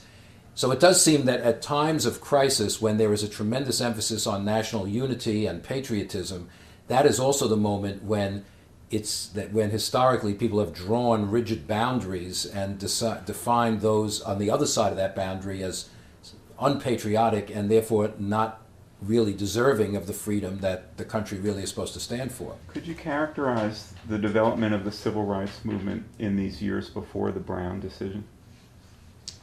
The civil rights movement did not begin with the Brown versus Board of Education decision of 1954 outlawing school segregation, although many people date it from then. World War II had catalyzed a growing discontent among African Americans with their lot in American society. In the immediate aftermath of the war, there were serious movements for greater civil rights, particularly in the North. We should not forget the northern side of the civil rights movement. In cities like New York, Chicago in 1947, 48, 49, there were massive demonstrations for better jobs, education, housing opportunities for African Americans. The Cold War and McCarthyism put a bit of a damper on civil rights activism. By the early 50s, criticism of American society in any way came to be seen as dangerous and subversive. But those years lay the groundwork for the upsurge of the civil rights movement, which will again take place starting in 1955 with the Montgomery bus boycott.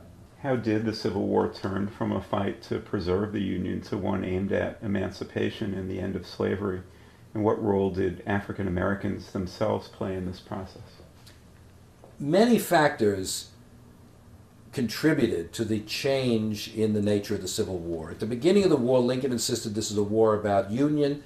We are not fighting to attack slavery. Our aim is to restore the Union as it previously existed.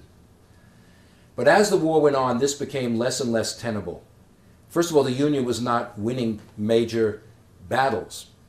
Many Northerners began to say, let us attack the infrastructure of Southern society, the economic base of slavery that enables them to feed their armies and mobilize their resources.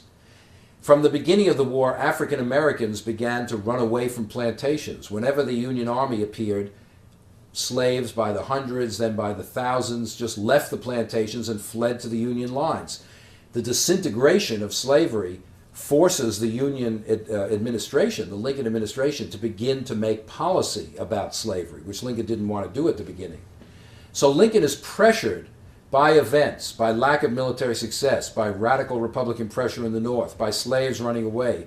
He's pressured by events to begin the road, to go down the road to emancipation, which of course he does. How did the Constitution affect the institution of slavery in America? Lord Acton, a British writer over a century ago, said the American Constitution was an effort to avoid settling basic differences. And with vis-a-vis slavery, he had a point. The Constitution embodies a series of compromises about slavery, but overall it certainly strengthened the institution of slavery. And without that, some at least of the Southern delegates of the Constitutional Convention would not have approved of the document. The Constitution allows the slave trade from Africa, which had been cut off during the Revolution, to continue for another 20 years. Any state can continue importing slaves until 1808, or at least it gives Congress the power to stop the importation of slaves from Africa in 1808, which does happen. But basically, South Carolina and Georgia import many tens of thousands of slaves because of the window of opportunity created by the Constitution. Second of all, the Constitution requires that fugitive slaves be returned to their owners. So a slave can escape from Virginia to New York, which is in the process of abolishing slavery, but New York still has to recognize that person as a slave and send them back to Virginia. And finally, there is the 3/5 clause, which says that in counting the population, which determines the number of congressmen, representatives that a state has, 3/5 of the slave population will also be counted. It's the free population plus 3/5 of the slaves. Now, of course, the slaves don't have any right to vote. They have no rights. Nonetheless, they are counted. This gives the South considerably more political power than it would have if only its free population were counted. More congressmen and more electoral votes. So overall, certainly the Constitution does strengthen the institution of slavery. In what sense is freedom an expansive, ever-changing idea? Freedom is an ever-changing idea. It is not a fixed notion. Today, when we talk about freedom, we think about many things which, let's say, the founding fathers certainly did not have in mind when they discussed freedom. To them, freedom was largely a political concept: the right to representation in government, the right to consent to taxation, the right to choose the people who rule over you, be a citizen. Today, freedom often is much more of a private concept: the right to live your life in the way you want, your sexual orientation, your personal lifestyle, to use a phrase which is very common. Personal freedom, private freedom, has come to the fore in the 20th and now 21st century in ways that it didn't exist really in earlier periods of American history. So freedom is always changing. Definitions of things like religious freedom, economic freedom, change many times in our history, and that's one of the things that makes the story, the history of freedom, so interesting and complicated. Speak about the significance of the internment of Japanese Americans during World War II. The Japanese American internment, in which about 120,000 people, a majority of them American citizens, were rounded up in the West Coast and moved involuntarily into what were called concentration camps, which meant simply places to concentrate them. Later on, that term came to be used for the Nazi death camps. But camps was the greatest violation of civil liberties in American history, other than the existence of slavery. And it shows what can happen in wartime, when hysteria takes hold, when people are willing to sacrifice liberty in the name of security. There is no evidence whatsoever that the internment of these 120,000 people contributed in any way to the war effort, that it led to stopping any potential acts of sabotage or treason or anything like that. It was simply an act of racism, of fear, and also of economic self-interest. Large numbers of whites in California seized the property of Japanese Americans or bought it at fire sale prices when people had to leave their homes. The Supreme Court upheld the internment in the Korematsu case later in the war, and I think that experience stands as a warning of the need to be vigilant about liberty, and that even when it's only one group being stigmatized, it still is a terrible violation of the principles that the country is supposedly standing for. How is it that during the Civil War, both sides were fighting for what they thought of as freedom? Well, the idea of freedom was so ingrained in American life and American culture that everybody, in a sense, tried to appeal to it. And in the Civil War, Northerners insisted they were fighting for liberty. As Lincoln said from the very beginning of the war, the Union is the last best hope of mankind. It is a symbol of liberty. Now, Lincoln meant there political liberty, self-government, democracy. It's a symbol of that for the world. If the Union is broken up, it will be a blow to freedom throughout the world. Southerners insisted they were fighting for freedom, self-determination, the same right that the American revolutionists had to sever their ties with Britain and create their own independent nation. White Southerners said, we have the same right. If the colonies could secede from Britain, why can't we secede and create our own independent nation? Government rests on the consent of the governed. That is the essence of liberty. So both sides insisted they were fighting for liberty. But then, of course, as the war goes on, not at the beginning, it becomes a crusade against slavery. And so the anti-slavery impulse is added by the middle of the war, and the war becomes, as Lincoln will put it, a new birth of freedom for the nation because of the emancipation of the slaves. The Constitution begins with the words, "We the people of the United States." Who were the people, according to the framers? The words "we the people" that begin the Constitution, we the people of the United States create and ordain this new form of government, are not self-explanatory. They don't tell you who the people are. And in fact, if you read the Constitution carefully, you'll see that there are different types of people, with persons within the United States, not all of whom are the people. For example, the Constitution refers to Indians as being another people. They are considered members of tribes with their own sovereignty. They're dealt with by treaty. In other words, they're a separate people. They're not part of the we the people of the United States. And then, of course, there are those referred to in the Constitution rather indirectly as other persons. Other persons. These are the slaves. The word slave or slavery does not exist in the original Constitution. The first time it gets into the Constitution is in the 13th Amendment, which abolishes it in 1865. But if the word is not there, the thing is certainly there. Those other persons are not entitled to the rights which the Constitution outlines. So you have people and persons. So the we the people are basically the free population of the United States, not including the slaves and not including Indians. So it's a much more limited group than might appear at first glance. At its best, what do you think the idea of American freedom represents? I think that at its best, American freedom embodies ideals that Jefferson put forward in the Declaration of Independence, the idea of liberty, of equality, and also that very elusive idea that he put forth in the Declaration, the pursuit of happiness, which really opens up all sorts of realms of personal fulfillment, personal opportunity, because happiness is something that every person defines for his or herself. There's no, standard definition of it. And I think this notion of just a society of opportunity and openness lies at the bottom of people's conception of freedom in the United States. It also lies at the bottom of many of the movements in American history of people who have claimed that they do not enjoy that they do not enjoy enough opportunity, that they are not treated equally by the society. So freedom is both a beautiful ideal and a challenge to live up to. And no society ever fully lives up to it, and we don't either. And that's really the challenge, to try to move as far as we can in that direction. What was the experience of African Americans during World War II in combat and at home?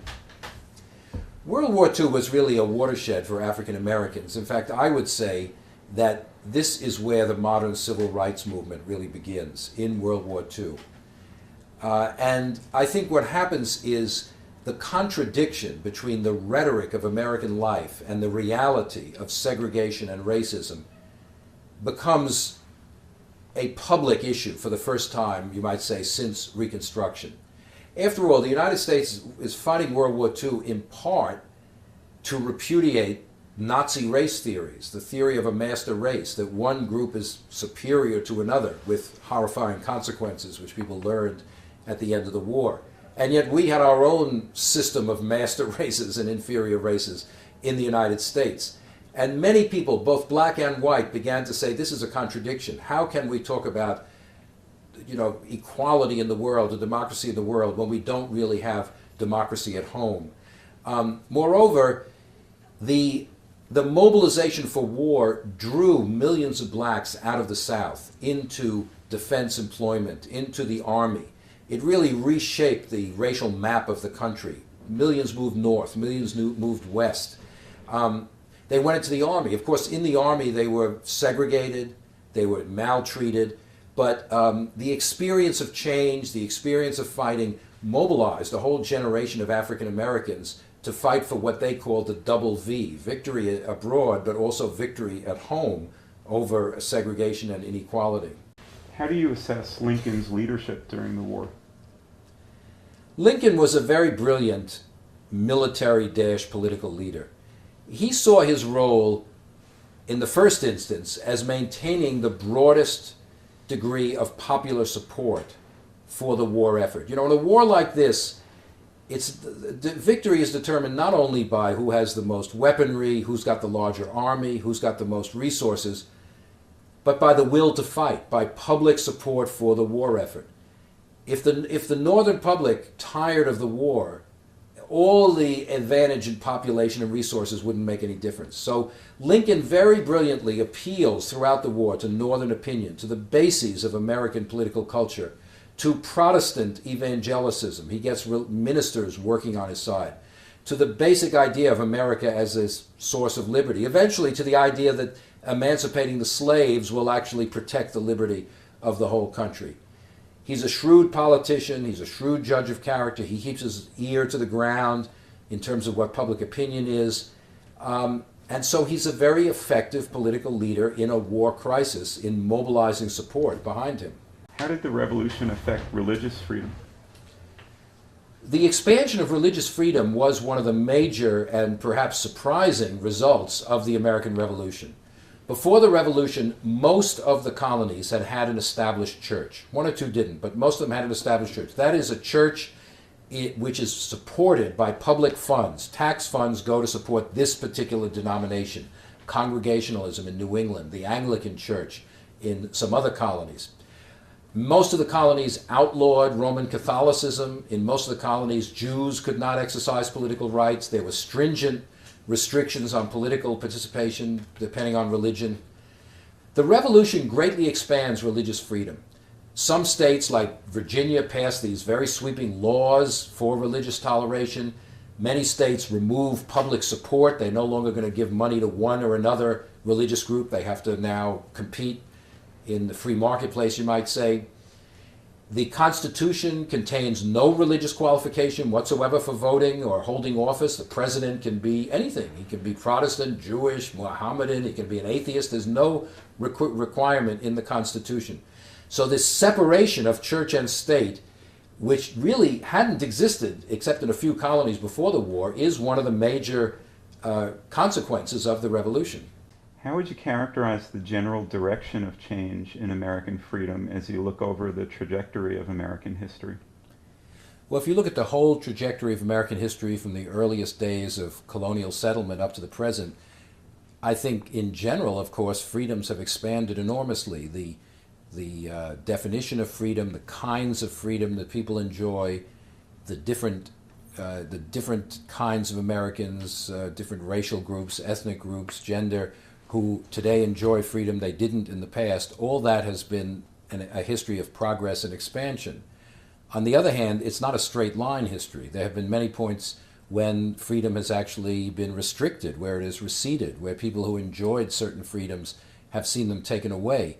So it's a complicated story. The overall trajectory is toward greater freedom, but it's not a simple straight line. It's not a railroad track toward a predetermined goal. Do you want to comment on your view of the overall significance of the New Deal and its legacy? Well, the New Deal transformed American society, politics, government in innumerable ways. It greatly enhanced the power of the national government. It led to people looking to the national government for the answers to the severe economic problems.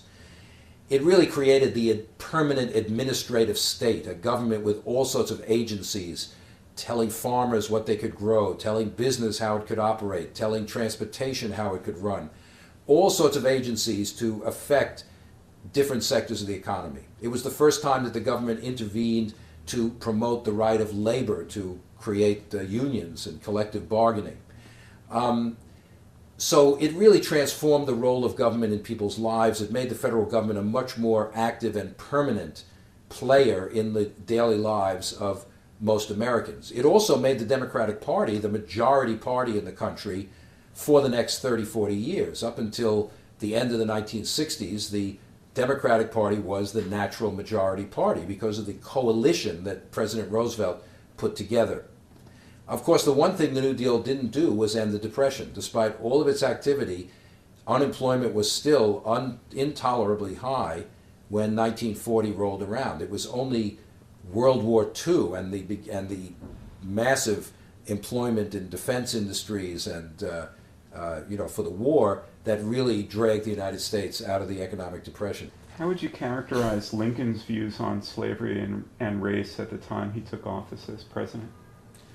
Abraham Lincoln once said, "I think I have hated slavery as much as any abolitionist." Lincoln despised slavery, there is no question about that. But Lincoln was not an abolitionist. Abolitionists were willing to see the country broken up, the Constitution violated, in order to attack slavery. Lincoln had too much reverence for the law, reverence for the Constitution. He was willing to compromise with the South. He said, we must respect the constitutional arrangements. He said, if the Constitution says they should get their fugitive slaves back, we have to do that. Lincoln identified the westward expansion of slavery as the key issue. Abolitionists said, no, abolition is the issue. Lincoln said, no, the issue is whether slavery is allowed to expand to the West. Lincoln's racial views were typical of the time. he did not favor equal rights for blacks in Illinois. He did not favor black suffrage. He did not favor black and white intermarriage. On the other hand, he always said blacks may not be equal of whites, he said, but they are entitled to the unalienable rights identified by Jefferson in the Declaration of Independence: life, liberty, which is why slavery is wrong, and the pursuit of happiness. They have to have the right to compete in the marketplace, enjoy the fruits of their labor, just like anyone else. So Lincoln was a creature of his time. He shared many of its prejudices, but he also, what's interesting about Lincoln is he wasn't an abolitionist, but his views on slavery and race were such that it was his election that led the South to fear that slavery was in danger and to leave the Union. What were the limits to equality at that time? Well, the claims to equality go very far forward during the Revolution, but they stop at a certain point. They don't go all the way. White men gain far greater rights than they had before. The right to vote is tremendously democratized. Religious freedom is institutionalized in most of the colonies, become states. Freedom of speech, freedom of the press, these ideals get tremendous, boost from the Revolution. On the other hand, other claims are put forward but are not successful. Some people claim greater rights for women, given the ideology of equality, but women don't gain a lot of new rights as a result of the Revolution. And of course, the greatest contradiction, slavery, has an ambiguous outcome from the Revolution. On the one hand, slavery is put on the path to abolition in the northern states. And part of that is because of the revolutionary ideology. On the other hand, in the southern states, slavery survives. It's very weakened for the moment. Thousands of slaves, in the name of liberty, run away from the plantations. They run away to the British. They seize their own freedom. But nonetheless, slavery survives and continues to grow during this period. So the cry of equality picked up by African Americans is not recognized by the rest of American society. What do you hope students will get from the book, especially those who may go no further with American history?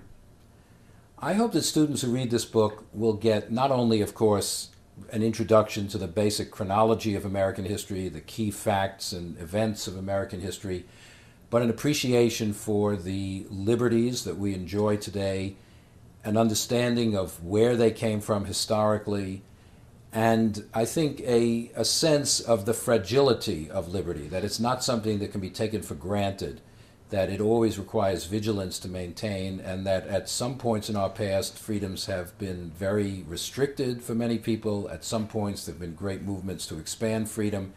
And I think understanding that complicated history will make us appreciate freedom today all the more. How did New Deal programs remake the landscape and economy of the West?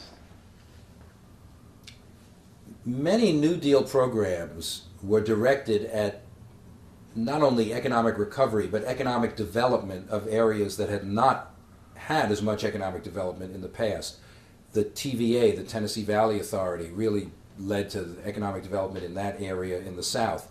And many New Deal projects, dams, electric power, irrigation projects, large-scale public enterprises, road building, were focused in the West, where there was tremendous opportunity, but tremendous need for economic development. So the Grand Coulee Dam up in the Pacific Northwest eventually will be producing a large proportion of the whole hydroelectric power of the whole country, but it greatly stimulates the whole economic development of Oregon, Washington, Idaho, Northern California, that whole area of the Columbia River Basin. So the New Deal really gives a tremendous push to Western development.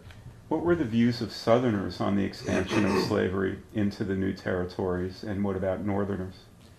Southerners felt that slavery had the same right to expand into new territories as any other form of property. Nobody was telling people they couldn't bring their livestock, their banknotes, their equipment, whatever it was. Any kind of property could be brought if someone wanted. They said slaves are property, they're no different.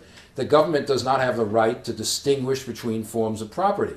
Moreover, Southerners had fought in the American Army in Mexico. They had died to gain this new territory. What right does the government have to tell them or their relatives that they cannot bring slaves there? Northerners, of course, said, no, slavery is different. It's not just another form of property. Many of them thought slavery was immoral. Many who didn't care about morality said slavery retards economic growth. It restricts white immigration. It creates a hierarchical society which is undemocratic. It stifles education. We don't want this kind of society spreading out into the new Western territories.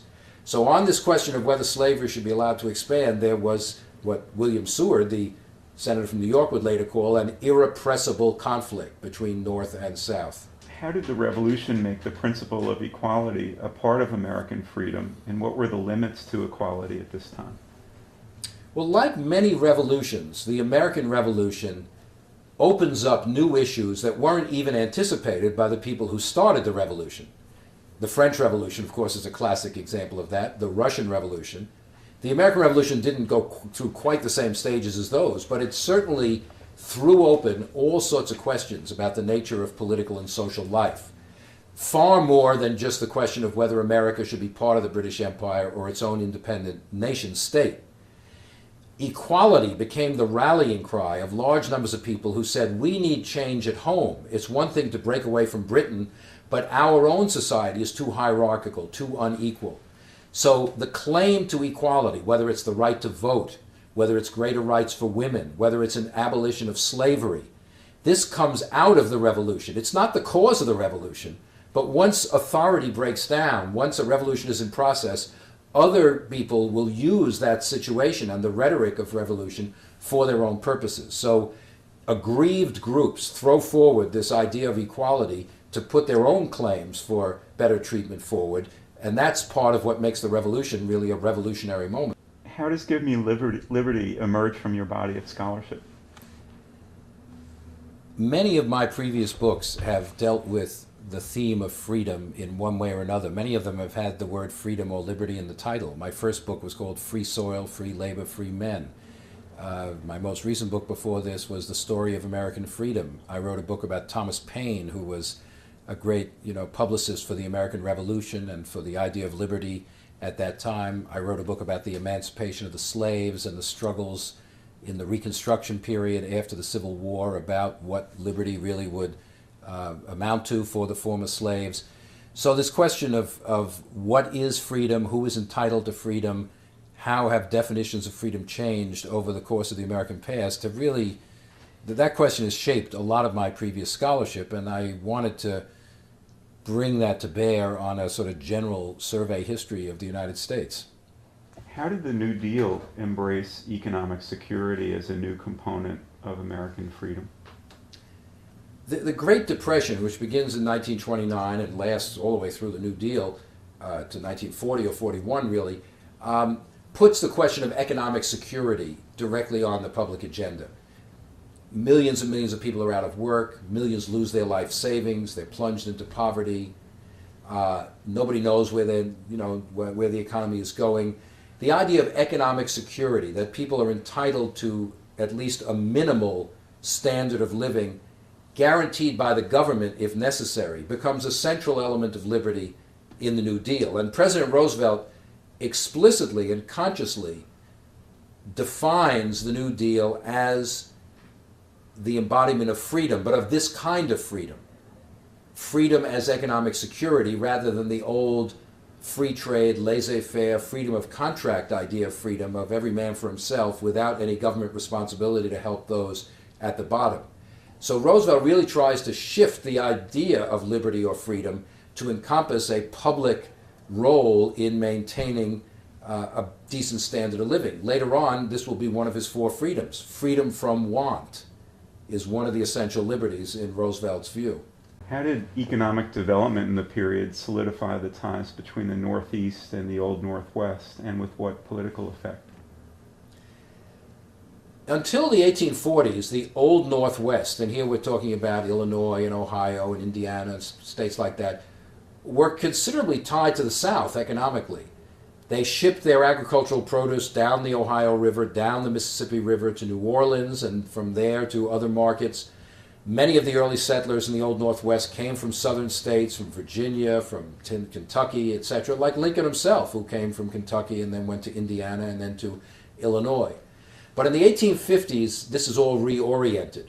The railroads are now built, connecting large eastern cities like New York with centers in the West. The railroads pull the trade of the Northwest toward the East. No longer are goods being sent down the Mississippi River. They're being shipped much more quickly eastward along the great railroads. Moreover, the population of the Old Northwest is changing. Far more Northerners are moving in there. New Englanders, people from New York, from Pennsylvania, are now moving in, and fewer Southerners. So the complexion, the population complexion and the political complexion of the Northwest is changing radically and becoming much more like the East and much less like the South. What's your assessment of the Declaration of Independence and its significance? How can we reconcile the ideals of the Declaration with Jefferson's status as a slaveholder? Well, the Declaration of Independence is really not only the founding document of America as an independent nation, but you might say the founding document of America as an idea, an ideology. The preamble, Jefferson's preamble, which puts forward this idea of the inalienable right to life, liberty, and the pursuit of happiness. All men are created equal. This sets forth ideals which become deeply ingrained in American political life and remain so to this day. The rest of the Declaration is very different. I mean, what is the purpose of the Declaration? It is a justification for rebellion. Most of it is a list of grievances against George III, most of which we don't even remember and have no relevance. Quartering soldiers in people's homes. Nobody's doing that nowadays. So most of those grievances are forgotten, but it's the initial statement that government rests on the consent of the governed, that people have inalienable rights, that government cannot trample on, that everybody has a claim to equal treatment. Those ideals give the Declaration its timeless appeal. Now, of course, those were ideals. They were not realities for everybody in colonial and revolutionary America. Everybody knows that Jefferson owned over 100 slaves when he wrote the Declaration of Independence. How could a man who owned 100 slaves write, all men are created equal? Well, that is the contradiction of the American Revolution. It was put forward, it was propelled forward by the cause of liberty, and yet 1/5 of the American population at that very moment were African American slaves to whom the Declaration didn't apply. What were your aims in writing a text for the introductory survey course? I wrote this text because I wanted to try to bring to introductory students, first-year students in colleges or high school students, the fruits of a whole generation or more of really excellent scholarship that has changed the way we think about American history in many, many ways. And I also felt that this theme of freedom, liberty, its history throughout the American past is a very good organizing theme for bringing together all the diverse strands that make up American history. Who benefited from the programs of the New Deal and who was left out? In some ways, New Deal programs benefited everybody. Economic relief, employment, public employment, efforts to improve the economy, all sorts of people benefited from that. But because of the way Congress was structured and because Southern Democrats had a stranglehold on control of the key committees in Congress, many New Deal programs were shaped so as to exclude African Americans, basically, because they didn't want these programs to undercut the white supremacist system of the South and the cheap labor force which blacks represented. So, for example, Social Security, core New Deal program, old age insurance, unemployment insurance, etc., excludes agricultural workers and domestic workers, which make up the large majority of the black workers in the country. So most blacks are just out of Social Security. They're also out of the Fair Labor Standards Act, which sets minimum wages, because those occupations are also not covered by the minimum wage law. Other New Deal programs didn't explicitly exclude non-whites, but were administered in a local way and therefore often in a discriminatory manner. So CCC, the Civilian Conservation Corps, their camps in the South were segregated or often didn't allow blacks in at all. The Federal Housing Authority actually promoted housing segregation in the country. They refused to give mortgage loans, mortgage guarantees in any integrated neighborhood. They only assisted housing in segregated neighborhoods. So many New Deal programs ended up being entitlements for white Americans, and non-whites, not only blacks, but Hispanics in the West, Asians in the West, were really didn't benefit nearly as much from these New Deal programs. What brought slavery to center stage in American politics in the 1840s, and with what effect? Slavery entered the center stage of politics because of territorial expansion. There had been debates about slavery off and on in the past. The Missouri debates, the nullification crisis had a lot to do with slavery. But then the issue would fade away. But in the middle 1840s, because of the Mexican War, because of the acquisition of a large new area of territory from Mexico, the question immediately arose, will slavery be allowed to spread into this new area? This is the area today consisting of California, New Mexico, Arizona, Utah, Nevada, that area. There was a big debate, bitter debate, about whether this area should be kept for free settlers or slavery should be allowed to go. And that question, which of course involves not only the morality of slavery, but sectional political power, which region will gain more representation in Congress and votes because of the status of slavery in that area, that propels slavery to the center of politics, where it does not leave until the Civil War. What was the impact of Thomas Paine on the revolutionary situation, and what would you say is his lasting significance? Well, Thomas Paine was one of the great political pamphleteers of all time. In fact, you might say he was the first man to make a living as a political pamphleteer. Many people had written political pamphlets, but those had been lawyers, merchants, planters. That wasn't their occupation, writing political pamphlets. Paine, in his great pamphlet Common Sense in 1776, which was an argument for American independence, and then later in life in other such pamphlets, pioneered a new style of political writing. He not only made the argument for independence more powerfully than anyone else, but he wrote in a different style than previous writers. It was simple, it was direct, it was addressed to a mass audience, not simply to the educated elite. The very title of his pamphlet said something, Common Sense.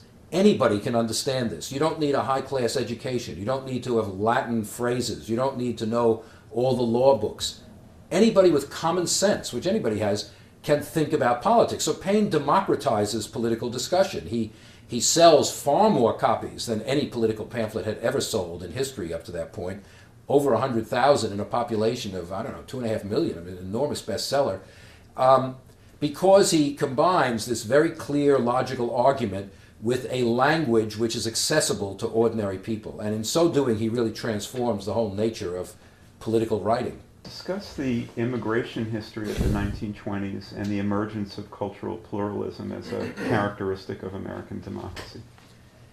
World War I had led to a tremendous increase in efforts toward what they called Americanization, that is, assimilating particularly the European immigrants into a kind of a melting pot idea, or assimilate them into an Anglo-Saxon idea where they would give up their previous heritage and become quote-unquote normal mainstream Americans. Along with that went a rising tide of demands for immigration restriction, which gets enacted into law in 1921 temporarily and in 1924 permanently, in order to severely restrict the immigration from Eastern and Southern Europe and to allow more immigration from Northern and Western Europe, where earlier immigration had come from. And all Asian immigration is barred altogether in 1924. So in place of the 19th century practice of very open immigration, now we get a very restricted definition of who is entitled to enter the United States as a worker and a potential citizen. So you get this restricted idea, but at the same time, immigrant groups themselves who are here are putting forward this notion of pluralism, that they should be able to maintain their own identity, their own values, their own religion, and still be accepted as loyal Americans. That being a loyal American does not mean giving up your heritage. You can exist as part of a pluralistic society, loyal to the country, and yet still with your own traditional cultural values. What was the significance of the Seneca Falls meeting in 1848? Seneca Falls, that convention in 1848, upstate New York, is remembered as the first time that the right to vote for women was sort of publicly demanded by a political gathering. People had talked about the right to vote for women individually before then, but this was the first organized women's suffrage gathering, and really the beginning, therefore, of the long struggle which lasted, until 1920, really, for the right to vote for women. So it showed how the abolitionist movement was expanding the idea of freedom for everybody, because most of the women who met there, and there were some men too, were abolitionists. Frederick Douglass was there, Elizabeth Stanton was an abolitionist, Susan Anthony was an abolitionist. But the prospect or the experience of working in the abolitionist movement had made them much more conscious of the rights that they didn't enjoy also, and so they extended the abolitionist vision of equality to themselves, and that is what really launches feminism as an organized movement in the United States. How did social tensions in America affect the independence movement? How did the social makeup of the middle colonies, for instance, create different pressures on the revolutionary leadership than in Massachusetts or Virginia? Well, all the American colonies in the years leading up to the War for Independence had social tensions within them of one kind or another. In the South, there was the tension created by the massive existence of slavery. In the middle colonies, there was the tension created by considerable ethnic diversity. There have been immigration from many, many different parts of Europe, different religious groups, etc. New England had fewer tensions because New England was basically still Puritans and their descendants. There had been very little further immigration into New England. But the existence of these tensions affected the route to independence. Many leaders of the colonies eventually came to fear that British rule was threatening their liberty. I mean, that's what they said, and that's why they struck for independence. But in those colonies where the rulers felt most secure in their control, they were the ones most likely to go forward toward independence. And of course, the best examples are Massachusetts and Virginia. The leaders of Massachusetts and Virginia had very little in the way of any threat from below, and so they figured basically they could maintain their hold on power even if they broke with Britain. But in the middle colonies, there was great fear among the traditional elite that if the power of Britain was removed, there would be social upheavals within the colony, and lower class people, different religious groups, would try to seize power that they had not enjoyed before the Revolution. And so there, the elites, particularly in Pennsylvania and New York, were very slow. They were the last ones to accept the idea of independence because they thought independence would mean anarchy and would mean maybe they'd be overthrown within their own colony. How did the protection of civil liberties become a more important component of American freedom in the 1920s?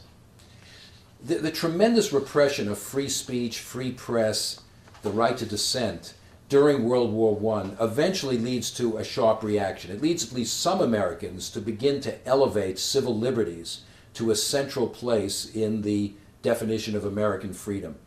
The American Civil Liberties Union is founded during World War I. It begins a campaign to try to overturn some of the most repressive practices and laws which had been put on the books then. With the war over, a number of thinkers, a number of progressive thinkers and others begin to say, really, we need to fix ways that the government cannot, or set up ways that the government cannot simply put people in jail for criticizing it or suppress newspapers it doesn't like. So that what happens is a recognition of how a too powerful national government can be an enemy of liberty rather than being the embodiment of liberty the way the progressives had previously thought. So during the 1920s, you have a contradictory set of developments. You have the Ku Klux Klan rising to prominence. You have bitter battles over laws like, prohibiting the teaching of evolution and things like that. But you also have the beginnings of the rise of a civil liberties consciousness of people who say, no, the right of the lone individual to stand up against public opinion, against government, is essential to liberty in this country. In what ways did abolitionism lend vision to the anti-slavery movement? How did the abolitionists expand the idea of American freedom and American citizenship at the same time? The abolitionists in the 1830s, 40s, 50s were a very small number of men and women. They certainly were nowhere remotely near a majority of Northern public opinion.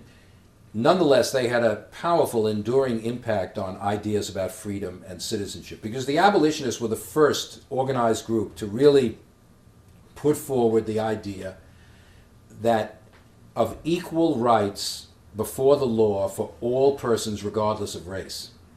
That didn't exist. We take that for granted today, but that didn't exist. There was no place in the United States at that time where black people enjoyed equality before the law, not even in Massachusetts where they came close.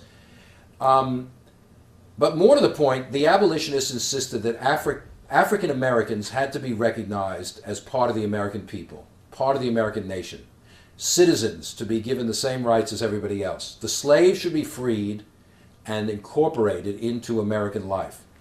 Now, most people at that time, when the abolitionist movement began, who were against slavery, were colonizationists, like Jefferson, like Lincoln for much of his life. They believed that slaves should become free, but they should then be sent out of the country to Africa, to the Caribbean, to Central America. They could not conceive of an interracial society of equals.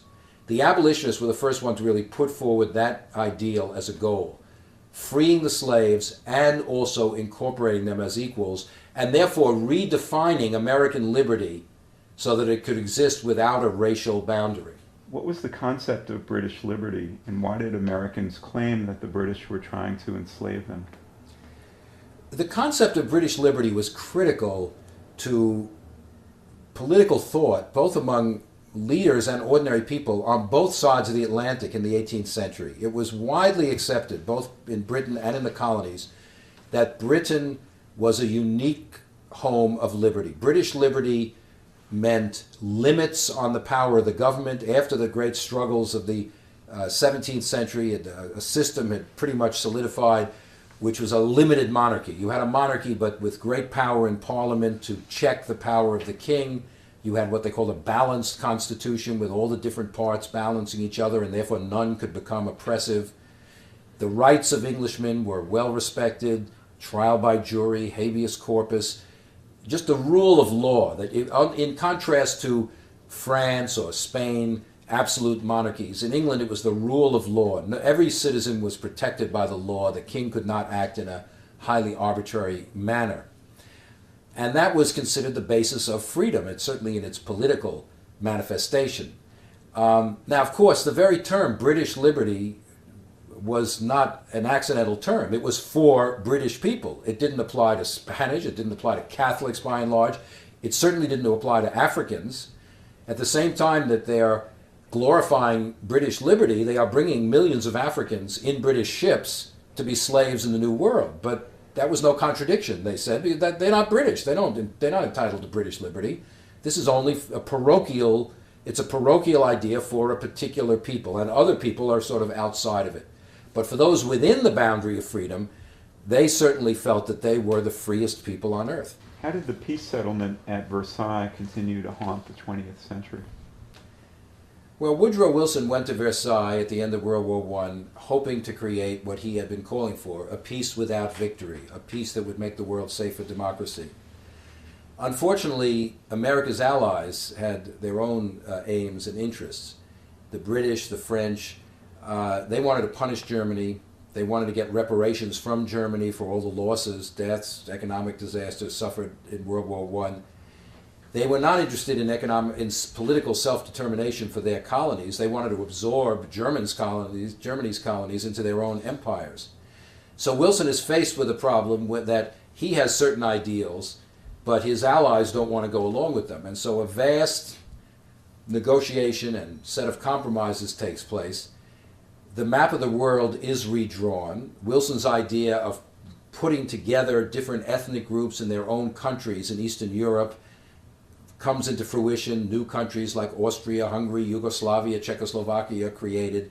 But none of those is really ethnically homogenous. The peoples of Eastern Europe are all mixed up with each other. And so later on, much later, we will see bitter battles in those regions between different ethnic groups, despite the careful drawing of political boundaries which Wilson oversaw. Moreover, in the rest of the world, Versailles sows the seeds of future conflict and disaster. As I said, instead of giving independence to colonial people, India, African nations, Middle Eastern nations. They just redraw the map of empire and absorb the German colonies into the British and French empires. The disappointments of the nationalistic aspirations of these people will lead eventually to battles in the Middle East, battles, the Vietnam War. All these are places that had been promised independence during World War I and then were betrayed. So the failures of Versailles haunts much of the rest of the 20th century. To what degree were the antebellum social reform movements the expression of a primarily Protestant American culture? Well, the Protestant, the Second Great Awakening, the religious revivals of the first part of the 19th century had a tremendous impact on the reform movements of that era.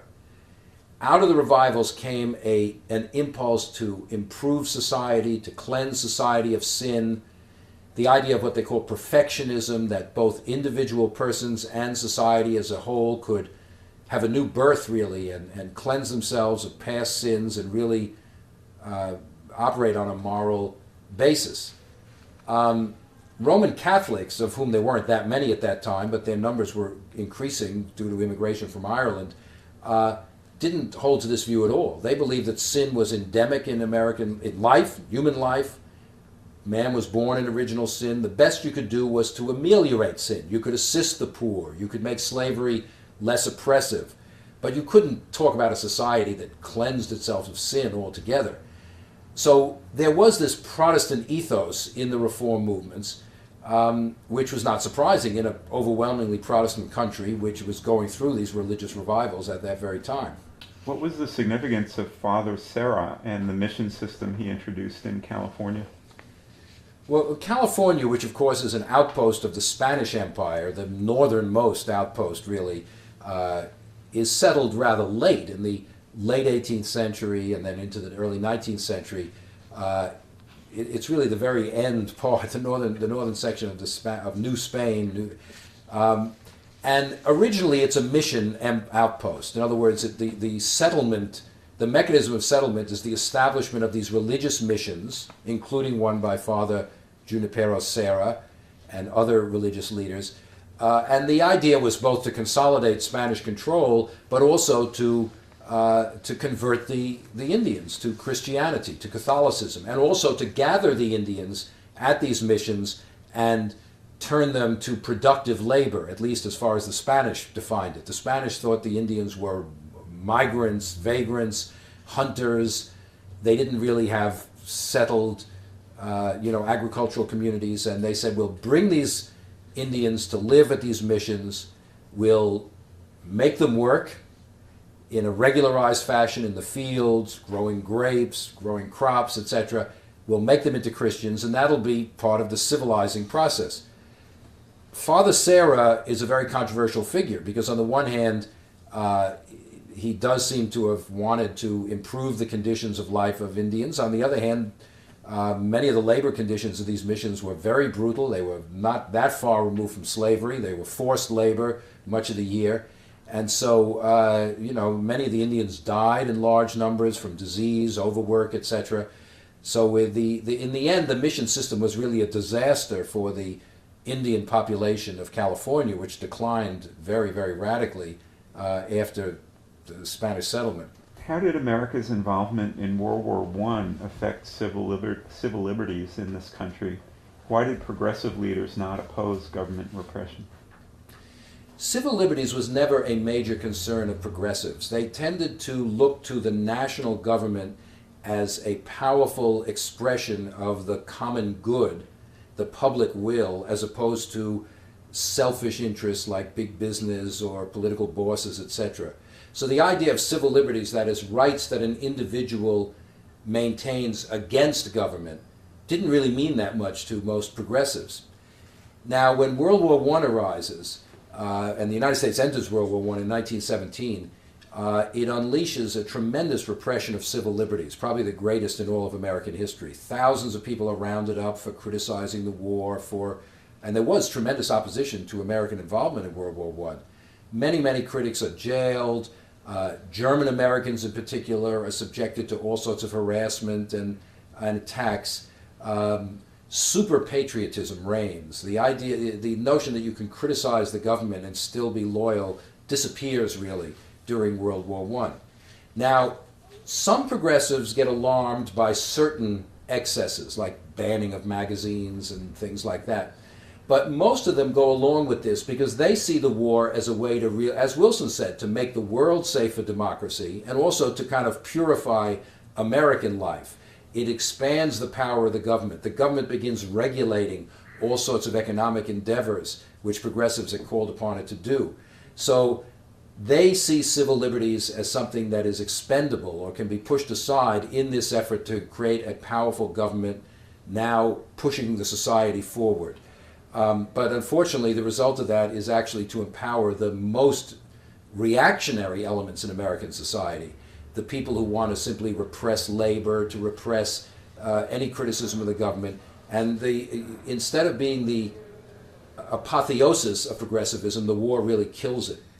How are Americans able to reconcile the persistence of slavery in a land of freedom? What role did racism play in this?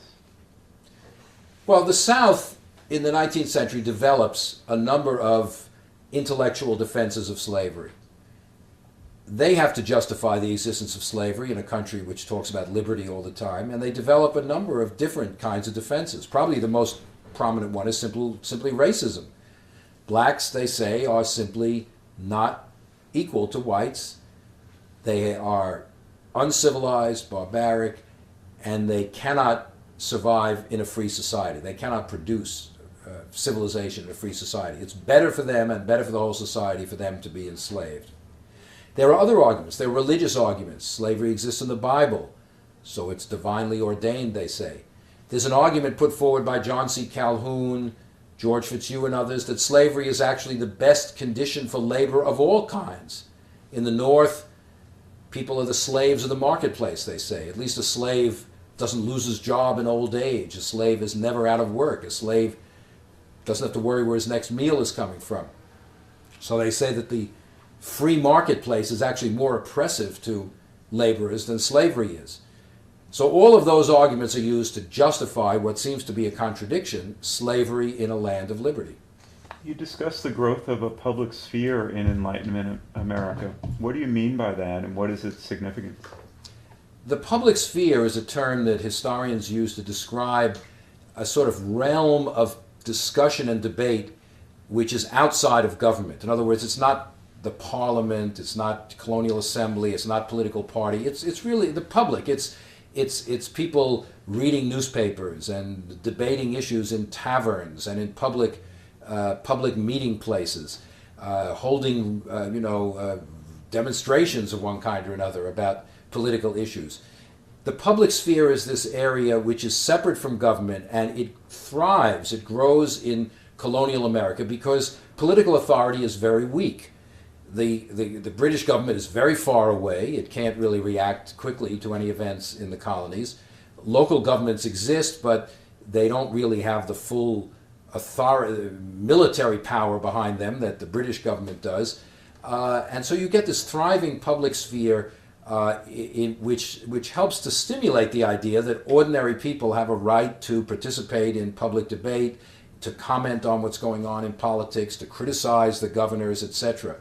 That develops rapidly throughout the 18th century. In what ways did progressivism both expand and contract American democracy? Progressivism is a very contradictory movement or set of movements. It's very hard to pin down exactly what its effect on democracy was. On the one hand, the progressives claimed that they were rescuing democracy from control by political bosses, by big business. They introduced many measures to give power back to the people. The initiative, where ordinary citizens could propose laws. The referendum, where citizens would vote on laws. The recall, where they could take people who were in office and vote them out. The popular election of senators goes through at this time. Previously, state legislatures had chosen U.S. senators. Now they're elected by popular vote. Direct primaries to choose candidates. All these are meant to empower ordinary citizens in a political system. On the other hand, this is also the era when blacks lose the right to vote in the South, when there is increasing concern with the quality of the citizenry. People get pushed out. The progressive era sees the sterilization of large numbers of mentally retarded people to try to improve the nature of the American citizenry.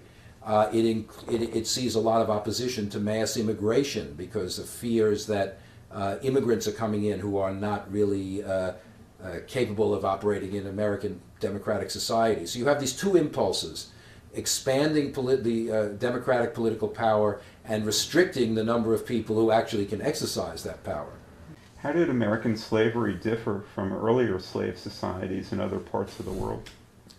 Slavery in the New World, including the United States, in the U.S., in Brazil, the Caribbean, was quite different from slavery as it had existed in other periods of history. Slavery, sad to say, has always existed in human history. There is even slavery today, apparently, in some parts of the world. Slavery traditionally had been basically a household institution. That is, the average owner would have one or two slaves, would work in the home or maybe in the fields with the owner. And very often there was very little physical difference between slave. In Africa there was slavery, but there was no physical difference. They were both all Africans. In the Roman Empire, white people were slaves in the Roman Empire. But in the United States, slavery had two characteristics which made it very different. One, it was plantation slavery. It was based on a large-scale agricultural unit producing goods for the world market.